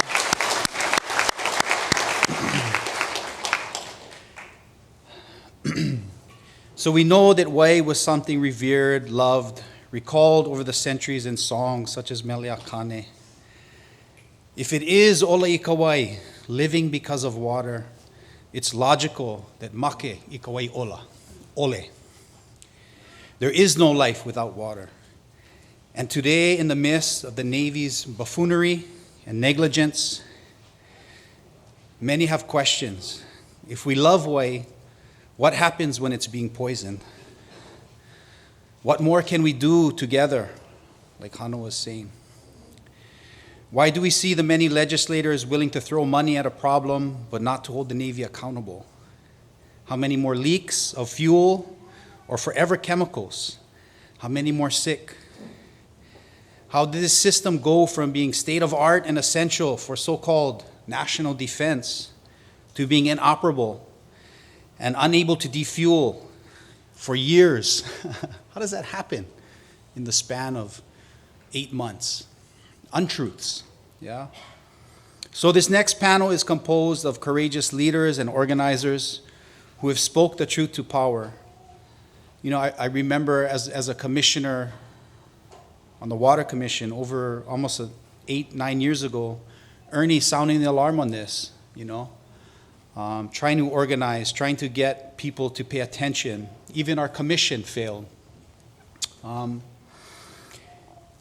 These people have assembled strategies to stop the poisoning of our wai and halava.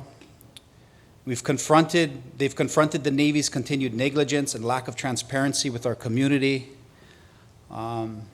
This won't be an easy conversation, but very important, very timely. We have to figure this out against the U.S. Navy. How do we save and malama our wai? The bullshit is over. We can't accept continued lies and deceit.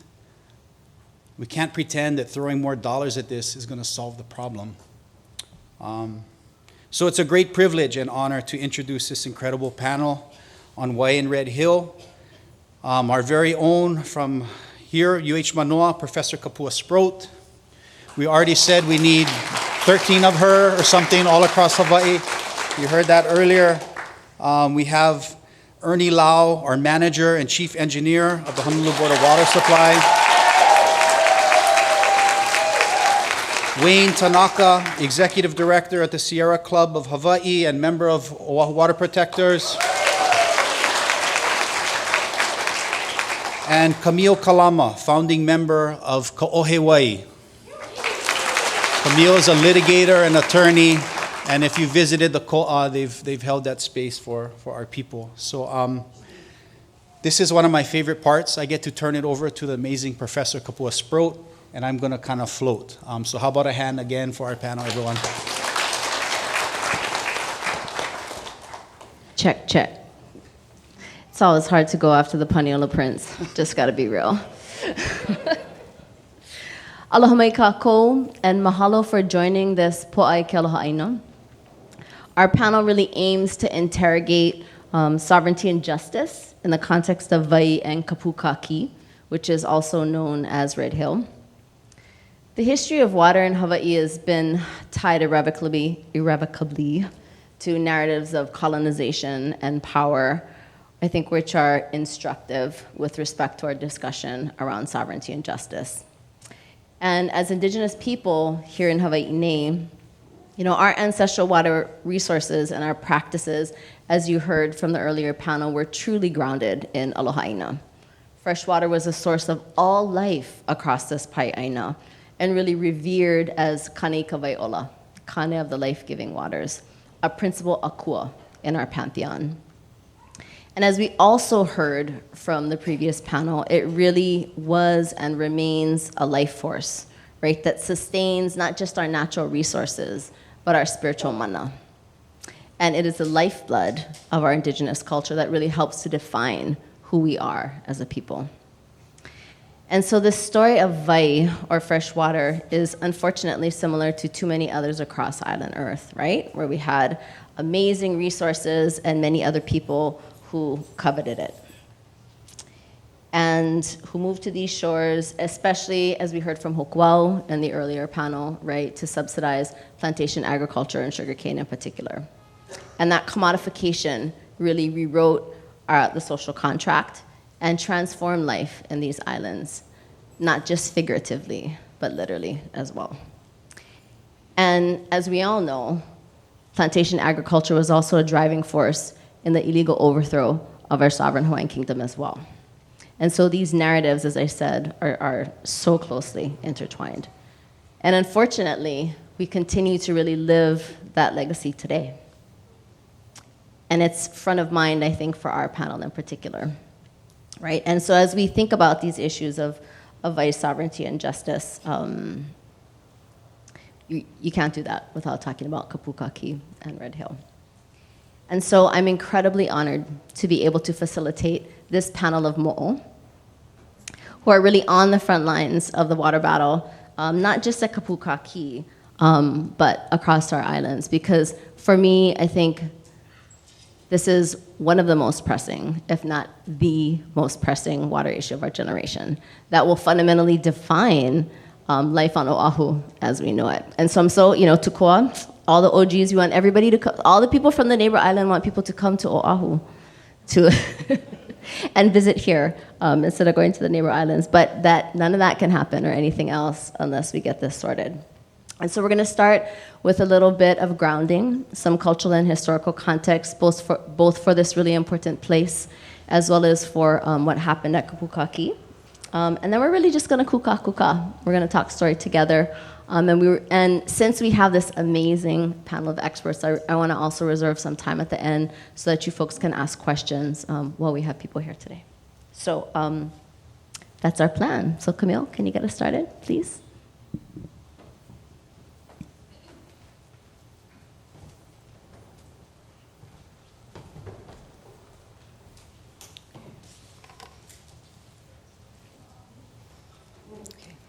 Aloha mai kākou. Mahalo for coming today and being part of this panel. I really love to listen to the last panel. That's what I hope that we could always talk about, is how we're building, how we're kukulu for our community, for our lahui, for our keiki, and that we can spend less time on the ku'e. Even though me and my ohana might seem to love it, we actually are trying to balance our time and spend less time fighting and more time building.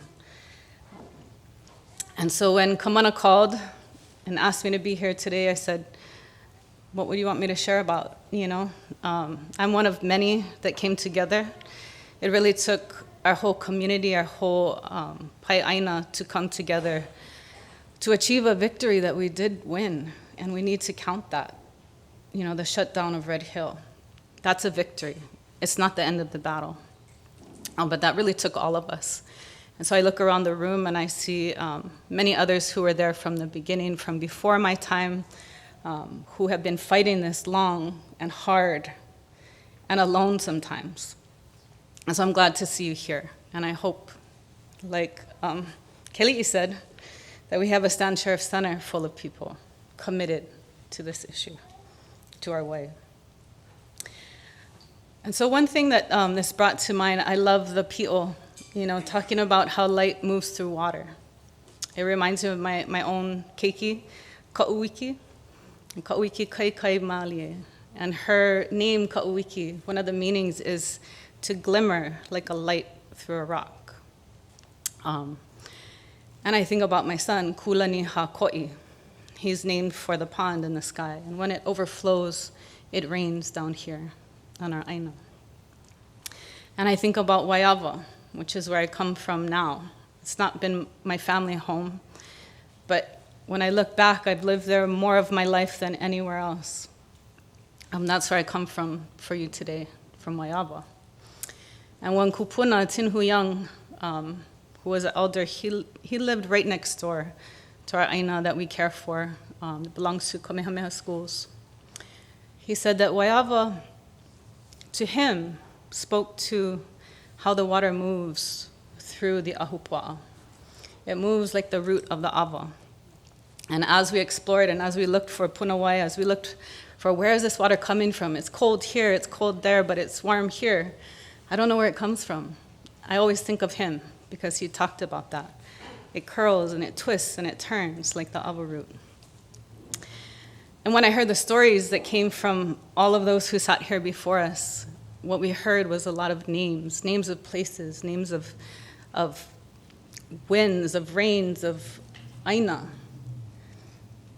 And it speaks to something that Auntie Pua put very simply and more articulate than I could ever be. All she said was, this was at a aha wahine several years ago at Windward Community College, and it stayed with me. She said, know something about your land, because it is people in a place for a long period of time. That is where our power comes from. It's from knowing our aina intimately, knowing the details, that we can then move out into the world from a place of power. And we can feel that mana coming out from all of the folks who sat here, Kapua, Keliʻi, Koa, Hanohano, the prince, you know. Everyone, they just exude this mana because they are rooted in a place that they're so familiar with over time. And so what I hope that you could leave here today after our discussion is we're going to talk about the hewa and a lot of harm that happened. But what I hope you take with you is the life, the hope, the sheer abundance of life in Pu'uloa. And that's something that I've come to learn and understand. And I want to acknowledge Kainoa Ka'ulukukui because she helped us create a curriculum for our little aina.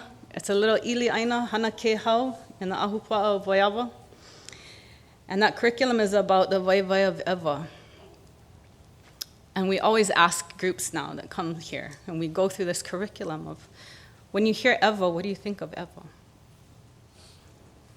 I'll say the top answers we get are hot, dry, barren, urban, right? That's what I think of when it comes to ʻEhā. And my perspective shifted living there, being on the aina.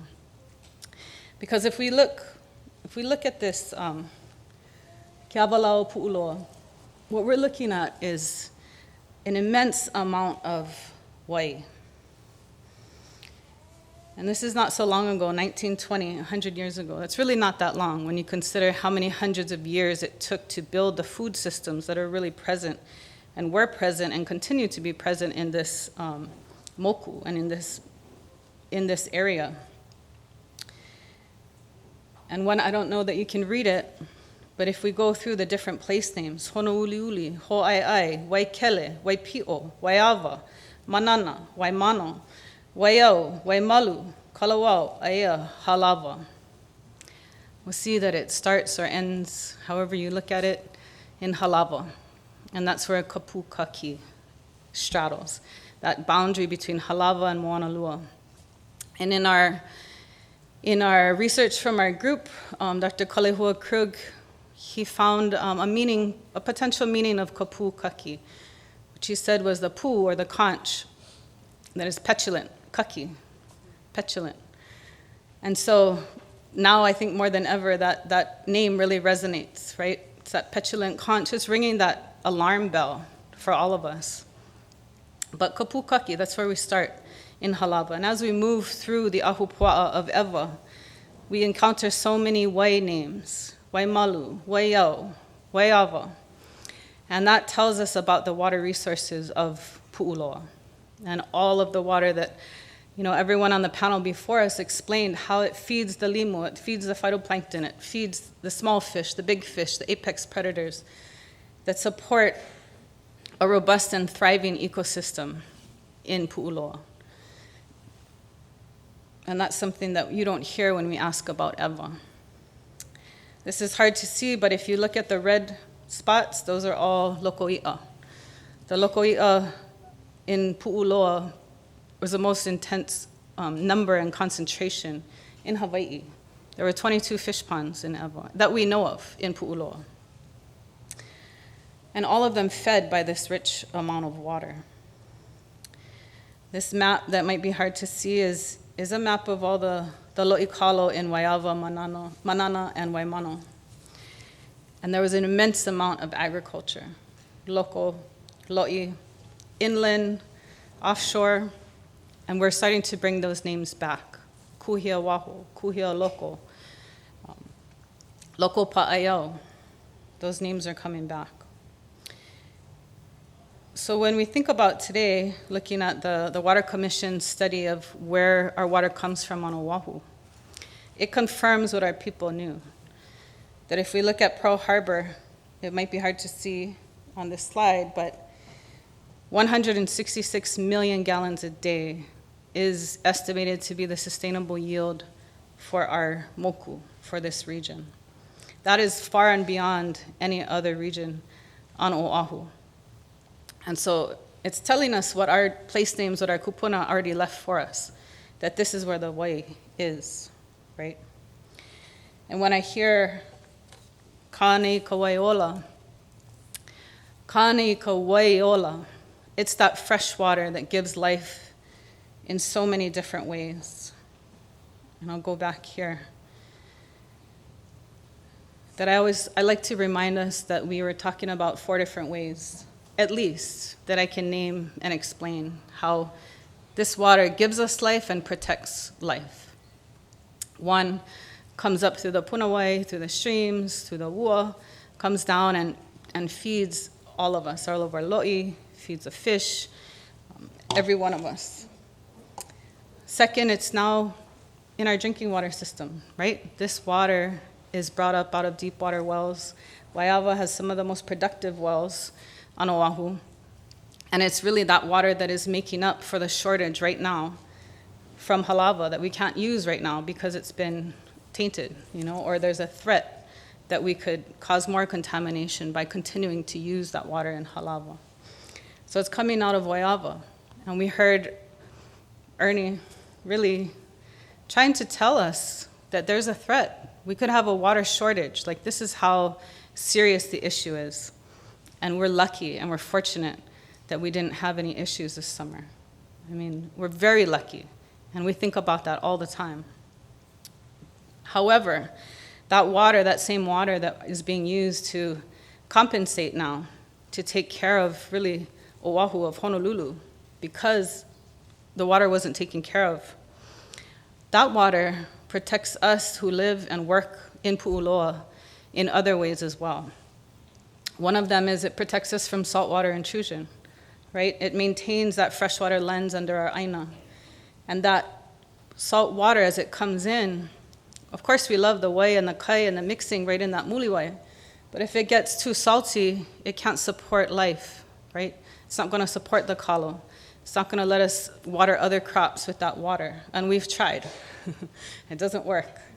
And so that continued presence of that fresh water, if we continue to pull and take and take and take, we're going to damage our whole freshwater resources of Oahu. The other way that I learned that this water protects us, and I didn't know this before, is that if we look at this region, this Pu'uloa has 18 regions of EPA-designated Superfund sites. Regions of Superfund sites. That is not 18 sites, right? There are a number of sites within the different regions.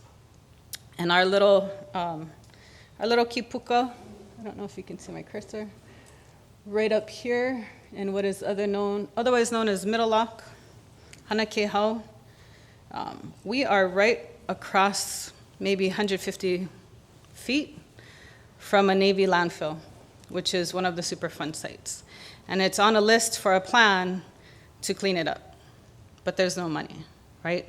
It's the same story. This is the US Navy, the US military, the same ones that bombed Kaho'olawe, the same ones that haven't cleaned it up yet, that even $400 million couldn't do.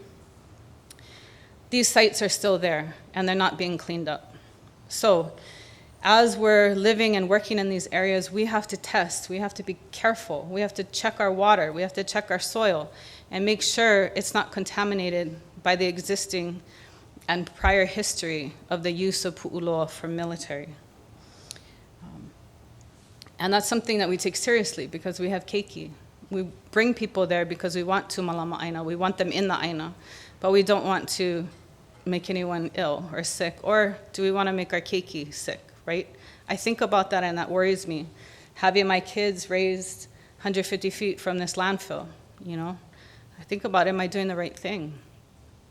But this is our chance to be on aina. This is our chance to create relationship with aina and to create a place that we could build power from. And so as we look at all of these sites, you know, it's almost unfathomable to think about the cleanup it would take to do it. But what we've learned is that fresh water, that sheer amount of wai flowing out to the ocean protects us from those pollutants, because there's monitoring wells that are measuring and checking along the shoreline. And so what we understand is that constant push is really protecting us, is protecting life, you know? And I look out and every day I see alaiʻula, aiʻo, you know, endangered species that are still thriving and living in this area. And I think about, they're the ones that are gonna show it first, right? If those toxins starts moving back, we're gonna see it in our birds, we're gonna see it in the fish, we're gonna see it in the plants. So if I know that they're there and they're healthy, then I feel safer with my keiki. But that goes to show that connection of life, right? This is about ola, not just for humans, but for everyone that depends on it.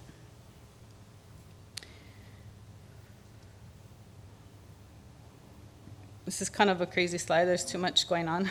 but to think about really quickly, to get us through you know, this time of abundance, it was really the time of the chiefs, where pu'uloa supported ali'i. You know, it was a place known for ali'i. We had a particular kalo, the ka'i, that was choice for ali'i. People don't think about that today as a place of ali'i, right? Eva, is that what brings to mind, ali'i? Not really, but that tells us that the resources that were there supported them, and they could have ulumaika games that were heard, the screams were heard for miles. We know the names of some of those places now, Pueo Hulunui, some of those places that show that they had time to play games. You know, that's really important because that meant that they were thriving, not just existing or surviving. And that's where we want to get to one day. So very briefly, you know, trade starts to open up Hawaii. Sugar comes into pu'uloa. They take over, start growing sugar, start wanting to trade. And the United States wants pu'uloa, wants Pearl Harbor. They see the power of pu'uloa. So where once the power for our people was its ability to support life, to sustain life, to provide resources, now its power is in its strategic location, right? They know that he who controls the Pacific controls the world. And so what they are looking to do is get exclusive access, to get control. They dredge pu'uloa, you know, make it deeper, results in a lot of ecosystem changes. But over time, we saw in that 1920s picture, it wasn't totally changed yet. And one of the reasons is because they were still fighting. The military actually was saying, I don't know if there's enough land here for a military base. And they were asking, oh, we want to buy your land, we want to buy your land. And people were saying, no, a'ole. So what happened? Eminent domain. You know, they forced the sale starting in the 1900s. They forced Bishop Estate to sell land. That's Hawaiian lands. They forced, you know, ironically, the sugar companies got upset because they were forcing the sale of their lands. And so they slowly took over, and it became what we now know of as basically one huge military facility that's still there. And so not only are the existing facilities there, but also the remnants of old structures, of old ships. The ship graveyard is there if you've ever been to along the Pearl City bike path. You know, Kyle knows a lot about all the different sites in Pu'uloa, but it's not just the ones that they're using today, it's the ones that they never cleaned up before. So as we talk about Red Hill and we talk about this issue, you know, when our Kaʻohewai met with the Admiral of the Pacific Command, with the Undersecretary of Defense, with the Rear Admiral that's now in charge of the cleanup, every single time we want to impart on them what is really at stake for our people. What's at stake is life, right? Our lives. The life of this aina, of this mokupuni, is at stake.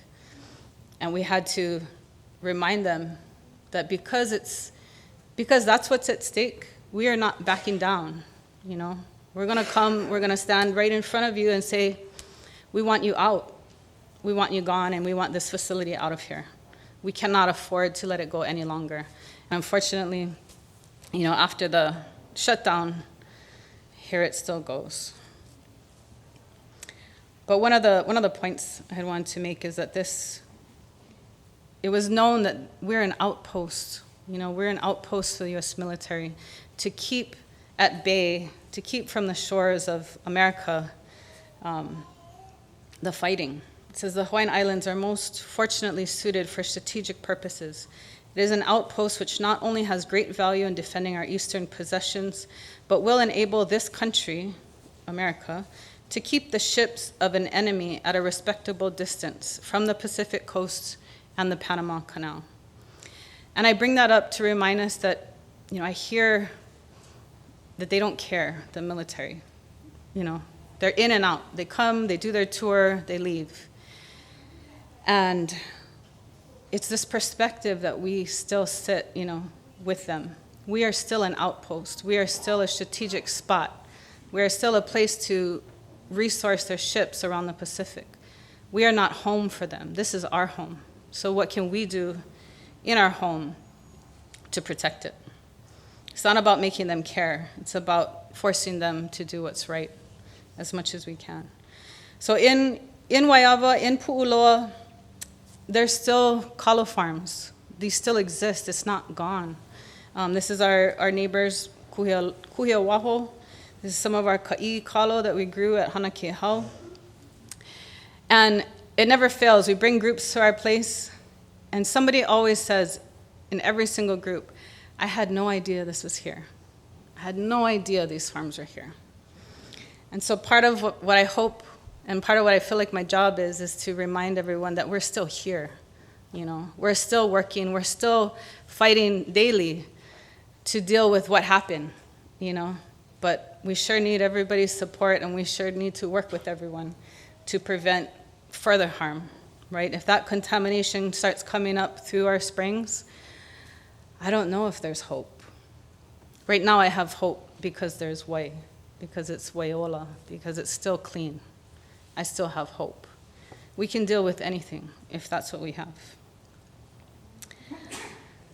And so this is our people, a lot of whom are here. We went to the headquarters and built the ko'a. And for us, the ko'a was not just an ahu. It was really a place to bring life, to call life. And the ki'i on top was carved by our carvers in our program, Kane Kauaiola. And it was really to represent life, right? Kane, fresh water, for sure. But it was also for Kanaloa, the deep, deep water. But ultimately, at the first and foremost, was ola, for life. And so I see, you know, so many warriors around here. You ask, why do we love Wai? And I know that we love Wai, because I know that we're willing to travel thousands of miles, you know, to Standing Rock, to support other people who love Wai, because we know what's at stake, right? We know what that means for us. And I look around the room, and we've stood on front lines, we've stood on your aina, and every day, like we said, it's political. You're on your aina growing kalo, you're on your aina growing i'a. It's political, whether we like it or not. We all rather stay home, right? The pandemic was kind of awesome. I love being home. But we have to come out, we have to stand up as a community, because if it wasn't for that, I don't think we would have gotten that decision to shut down the facility. So with that, I will turn it over to Ernie. Mahalo.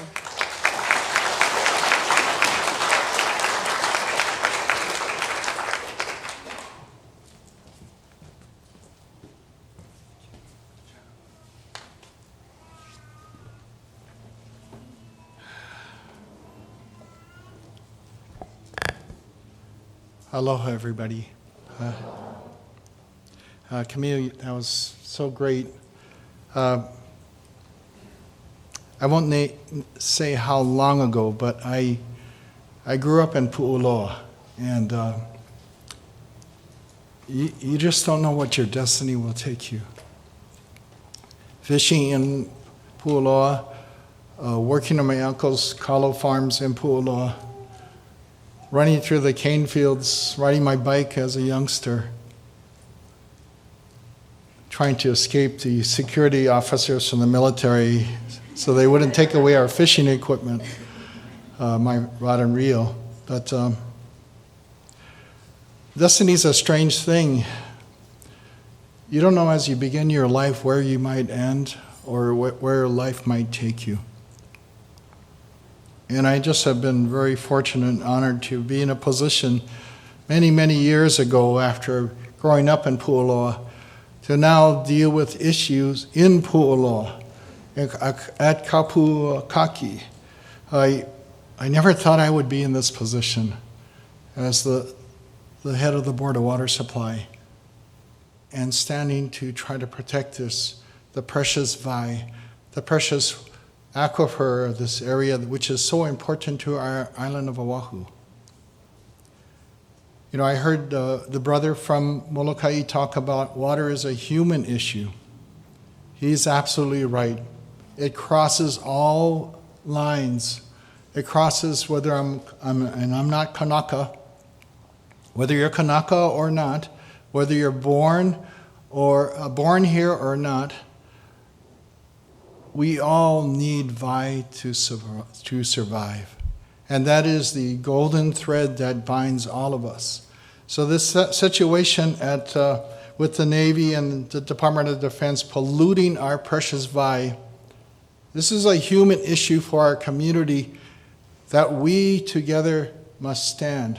And I just want to mahalo the Oahu Water Protectors, Wayne here at the Sierra Club and others, Camille and her organization.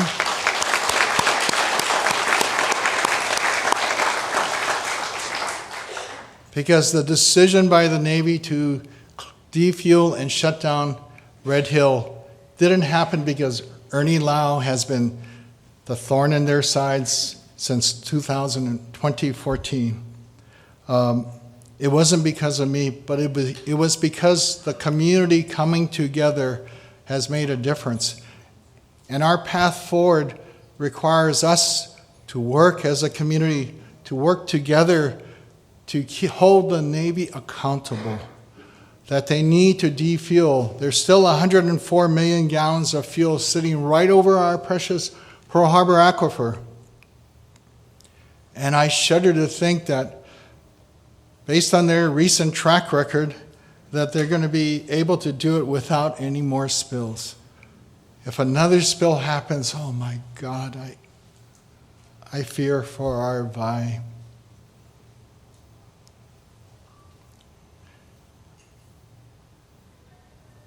Just think of our vai as so precious. Just think if we didn't have another drop right now, what would happen to our community? Every drop of this precious pure vai is precious. We need to treat this as a gift and to malama this gift. So stand together with all of us to hold the Navy accountable. But I also ask that our regulators, the Department of Health and the US EPA, also do their responsibility, perform their kuleana.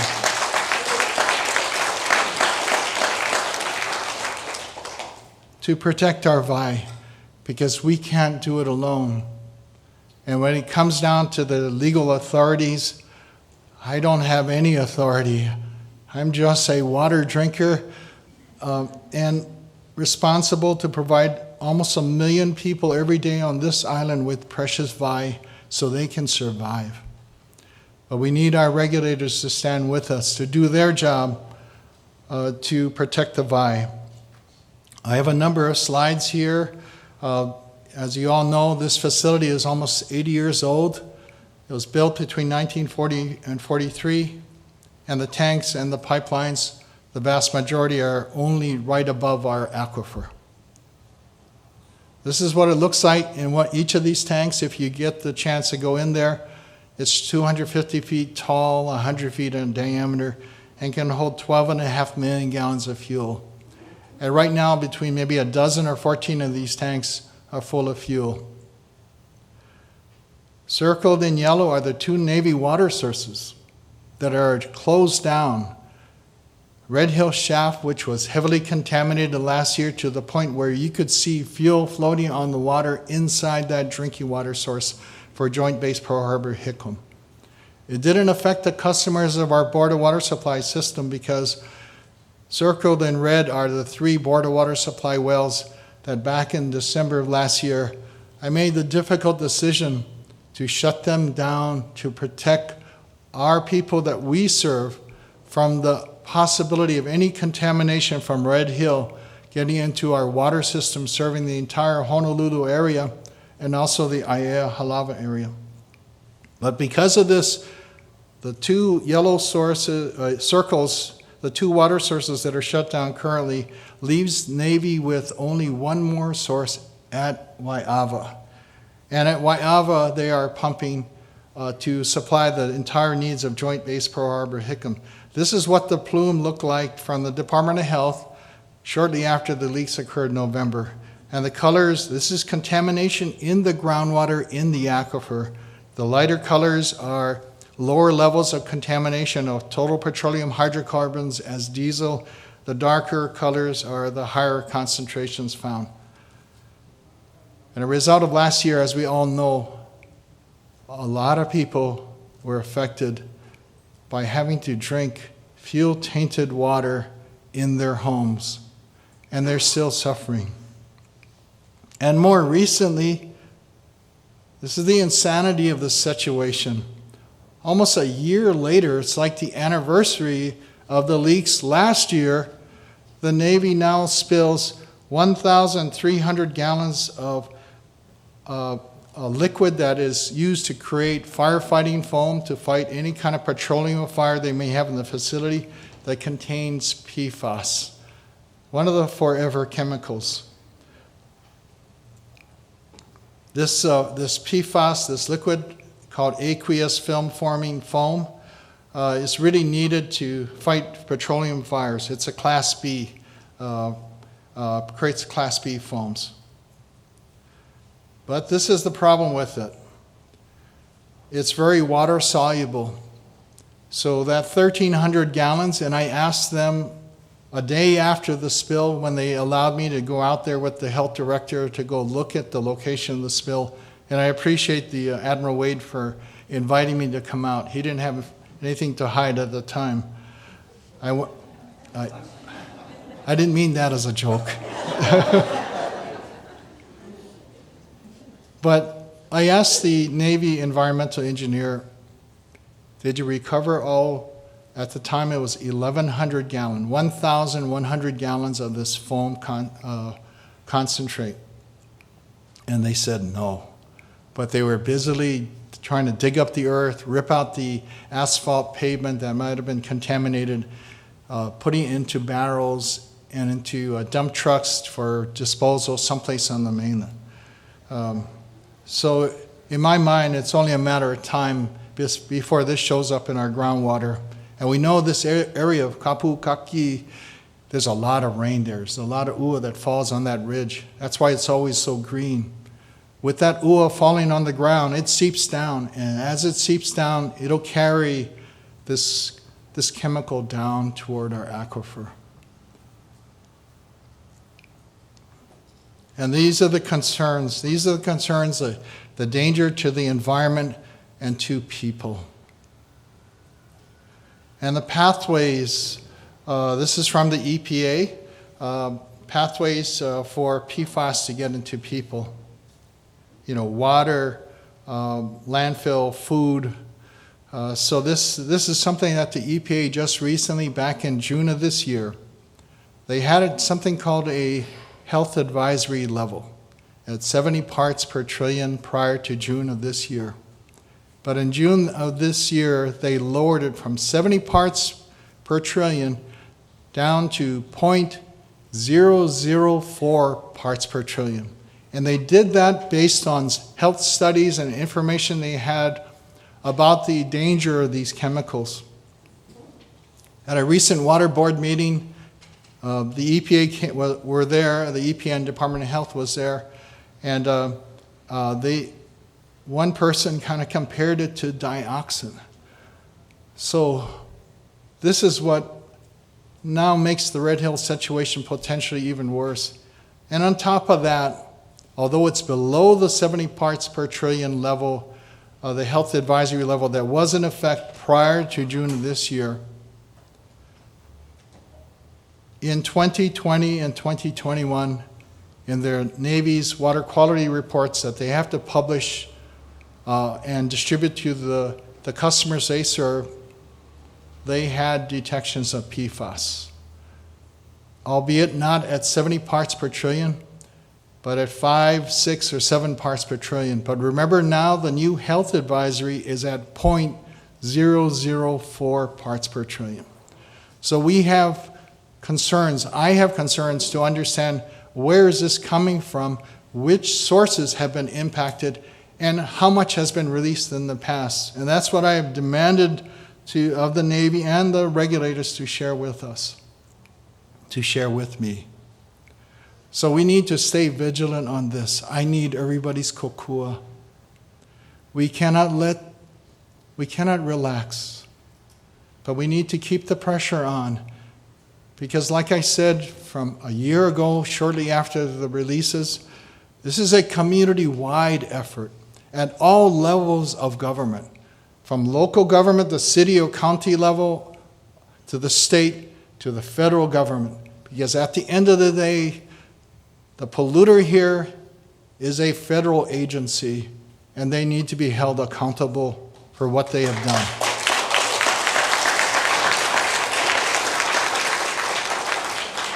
And I think I'll just stop there and turn it back to Kapua. Thank you. Mahalo, everybody.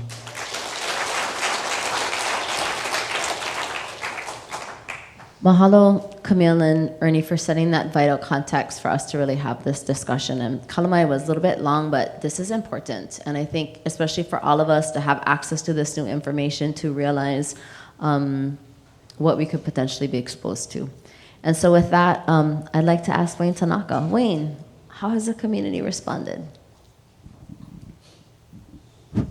Thank you, Kapua, and thank you, Camille, for such an amazing presentation, and Ernie for all that you do and all that you've inspired. So the community response, it's been good, but it hasn't been enough.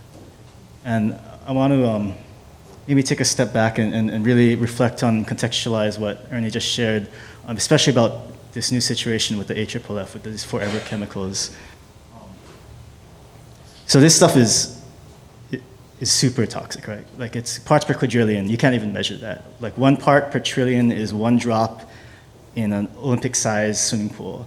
Parts per quadrillion, we're talking about 1 drop in like 20, 50 Olympic-sized swimming pools. And that's how dangerous this stuff is. And this stuff lasts forever. And so they're going to be saying, oh, it's far away from the water source. The water source is fine now. I'm not just worried about that. I'm not worried about now. I'm worried about 10 years from now, 20 years from now. I'm worried about our grandchildren, their grandchildren. I'm thinking that we are going to be the generation that is witnessing people be poisoned who will know us only as ancestors. And so the community response, the community needs to understand this. Like, this is a fight, this is an existential fight, not just for ourselves now, not just for our families now. This is a fight that's gonna implicate centuries going forward. That being said, there's the folks that do know, that do understand, that have been hearing about what's going on, do understand the gravity of the situation we are in now. I think the response has been good. They've been coming through. And maybe to just have a quick clip from this action last week. No, there's no escape.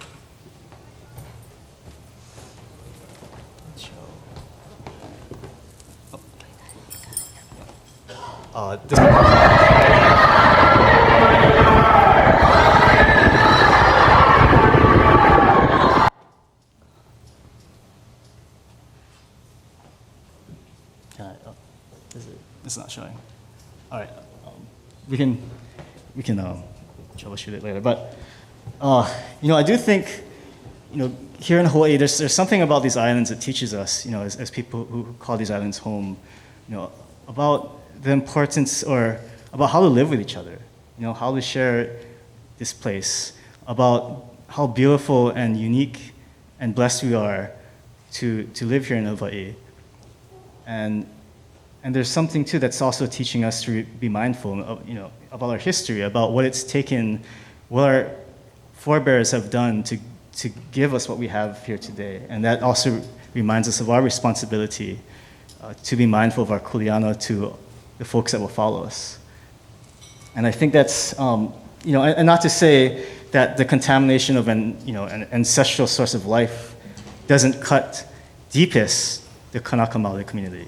To know that this well, to witness the poisoning of a well that fed your great-great-grandparents, that provided for your ancestors, the people ancestors and the non-people ancestors. Like and that you will need for your future generations. There's a level of atrocity there that us, non-Kanaka, I think, we cannot understand. But that being said, there is still something here in Hawaii that speaks to all of us. And that's why I think we were able to bring out in a week's time, 1,000, 15, maybe 2,000 people to march. And these are people from all walks of life. This is lawyers and doctors. They're marching, they're singing with reformed gang members.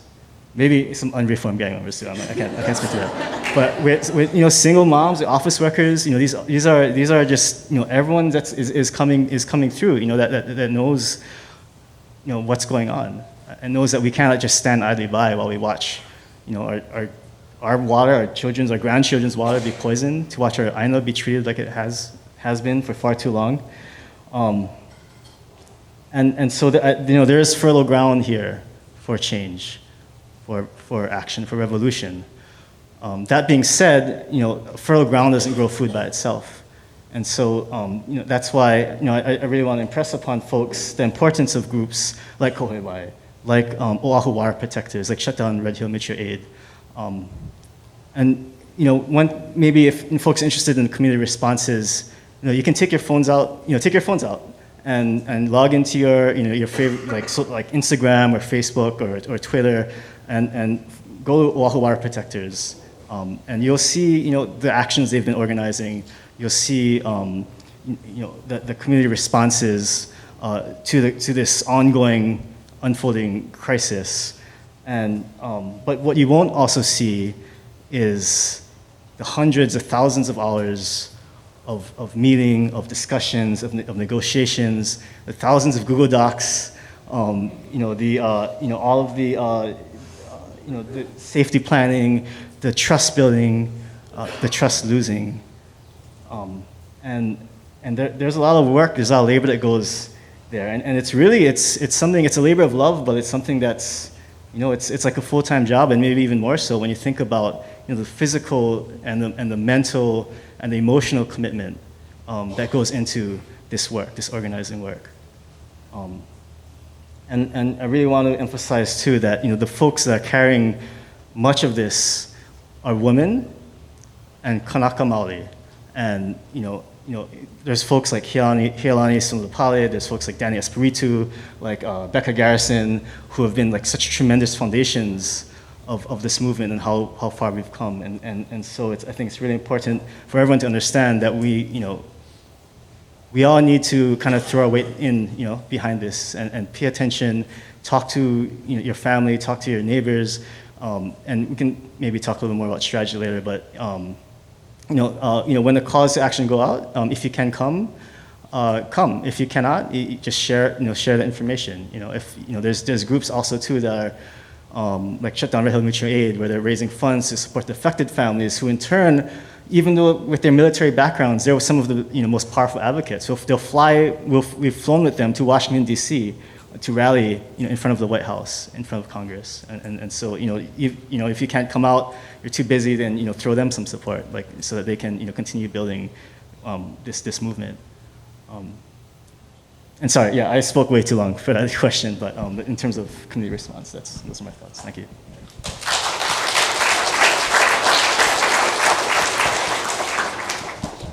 Mahalo, Wayne, and gosh, can I have another round of applause for all of these fabulous people?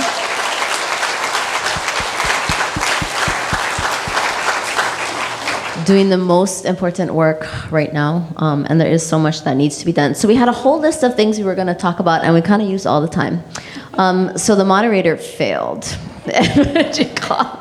in facilitating the discussion. But I think we actually have like about 5 more minutes. And so what I wanted to do was see if we had any questions, given that context, if we have any questions for each other before. I'd like to at least take a couple from the audience.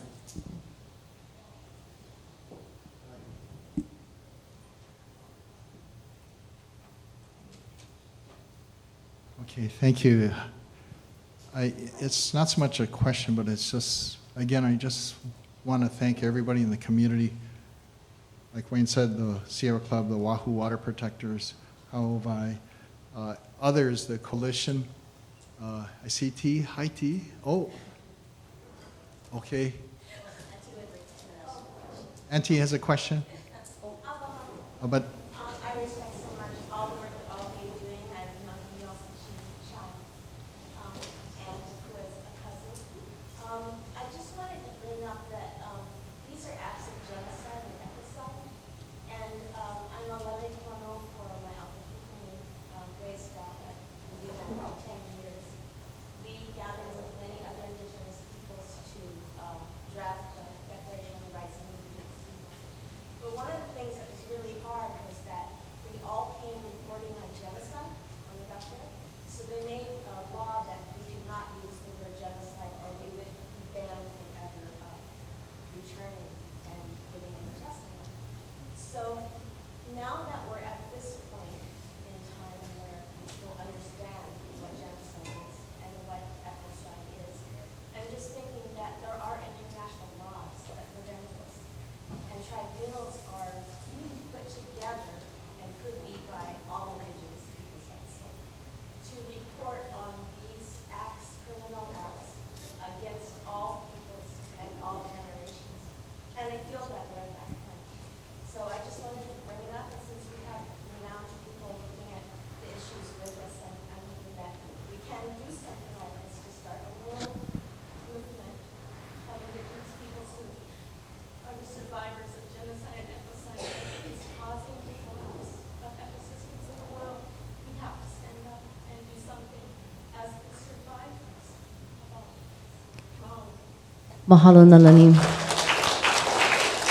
And for those on the live stream, I'm not sure if everyone could hear, but Auntie Nalani was raising issues of how this implicates the rights of indigenous people, the Declaration on the Rights of Indigenous People, genocide, ecocide, and so much more. And so I want to turn it over to our panel for a response. Hi, Auntie.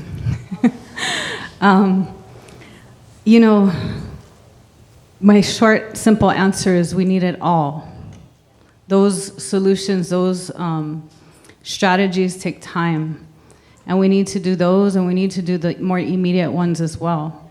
And some of the things that we think about a lot is where are the points of intervention. We train in nonviolent direct action, and we look for leverage points. And the one I see on the immediate horizon is the renewal of the military leases in Hawaii. Those are thousands of acres. Thousands of acres. We're still dealing with what they've done. How can we let them continue? we have so much work to do, that it's going to take all of us, and it's going to take all of us in every form that we can be in. And it's tough, you know. So one of the things I've always wanted to harp on as working as an attorney, now working as Aloha Aina, is that we need each other, you know. And sometimes we fight each other out there in the world. And unfortunately, we can't afford to do that, you know. There are many ways to go about this, but the reality is we need to do it all, and we need everybody, not just the Kanaka, not just indigenous people. We need everyone. You know, we need this entire planet to be saved. So I know that isn't specific to your answer, Auntie, but to your question, Auntie, but I say holomua, you know, do what we can, do what you do in the place that you are, and come out when the call comes, like Wayne said, you know. If that's all you can do, show up. I mean, that's why we're here today. Kamana called. He shows up when I call, I'm gonna show up when he calls, you know. These are important things that we all need to be part of, and it takes work, it takes time, it takes sacrifice, but we can't do it by ourselves. Mahalo, Camille, for that. And I think the point that she makes about the renewal of the leases emphasizes how important the chairperson of the Board of Land and Natural Resources is going to be. That position has just been announced with Don Chang and the deputy of Laura Ka'akua.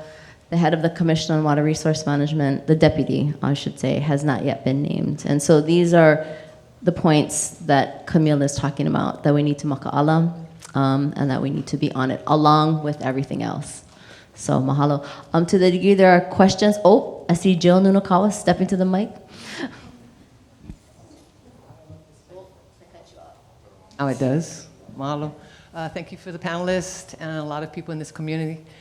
In this room has been part of the community. Marty, Isaac, a lot of people that haven't been mentioned, but I know their long-standing work. I just want to say a couple things. I told this panel that my class this semester did Pokemon cards. Shooting to educate kids on who water knowers are, water keepers, and ignorances.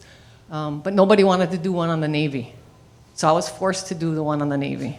I also did Kapua'ala's, Wayne's, but the point is, in researching the Secretary of Navy, Carlos Del Toro, he's in charge of 900,000 troops and $210 billion budget a year.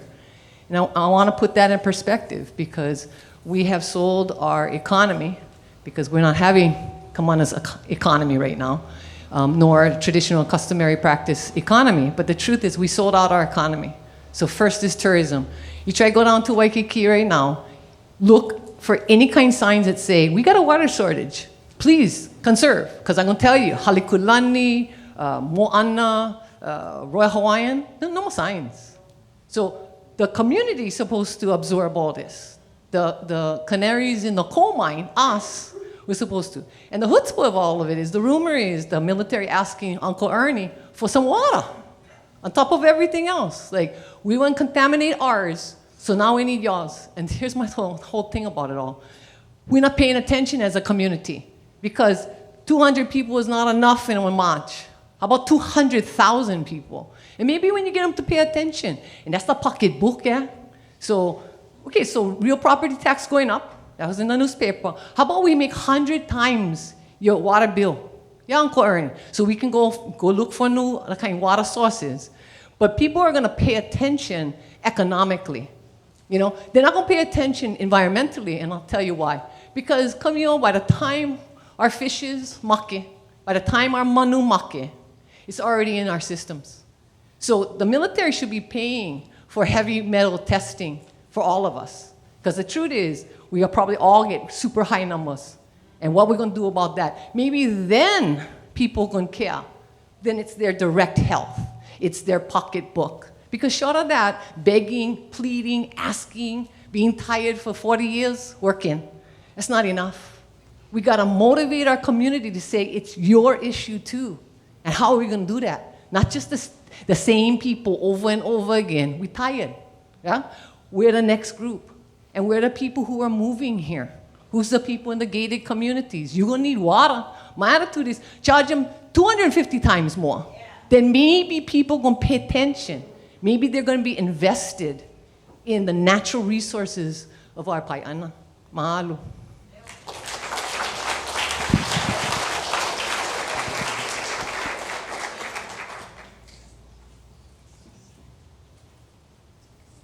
Response?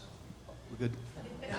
I know we're almost out of time, and Kalama, we're on a tight schedule because we got to make it to Dr. West's thing, and we get the muliwai mixer after this. Yeah, so the request for water from the Navy is because they had a water main break that affected Joint Base Pearl Harbor Hickam. So they realized, I guess, after so many years, that they're screwing up their water system and they need our help. So my first reaction was, no way. But then the other side, I looked, there are still people living on the base, families that need water. So although we opened up one emergency connection, didn't give them too much water, they had to fix that pipe to get the system back up, their own pipe. I also recognize that water is life. And even though they have upset me to no end for so many years, I still see people that need water to survive. So, well, mahalo for the points about water rate increases, because we are going to be talking about water rate increases. Mahalo. Mahalo nui. How about a hand for this awesome panel? Mahalo, everybody.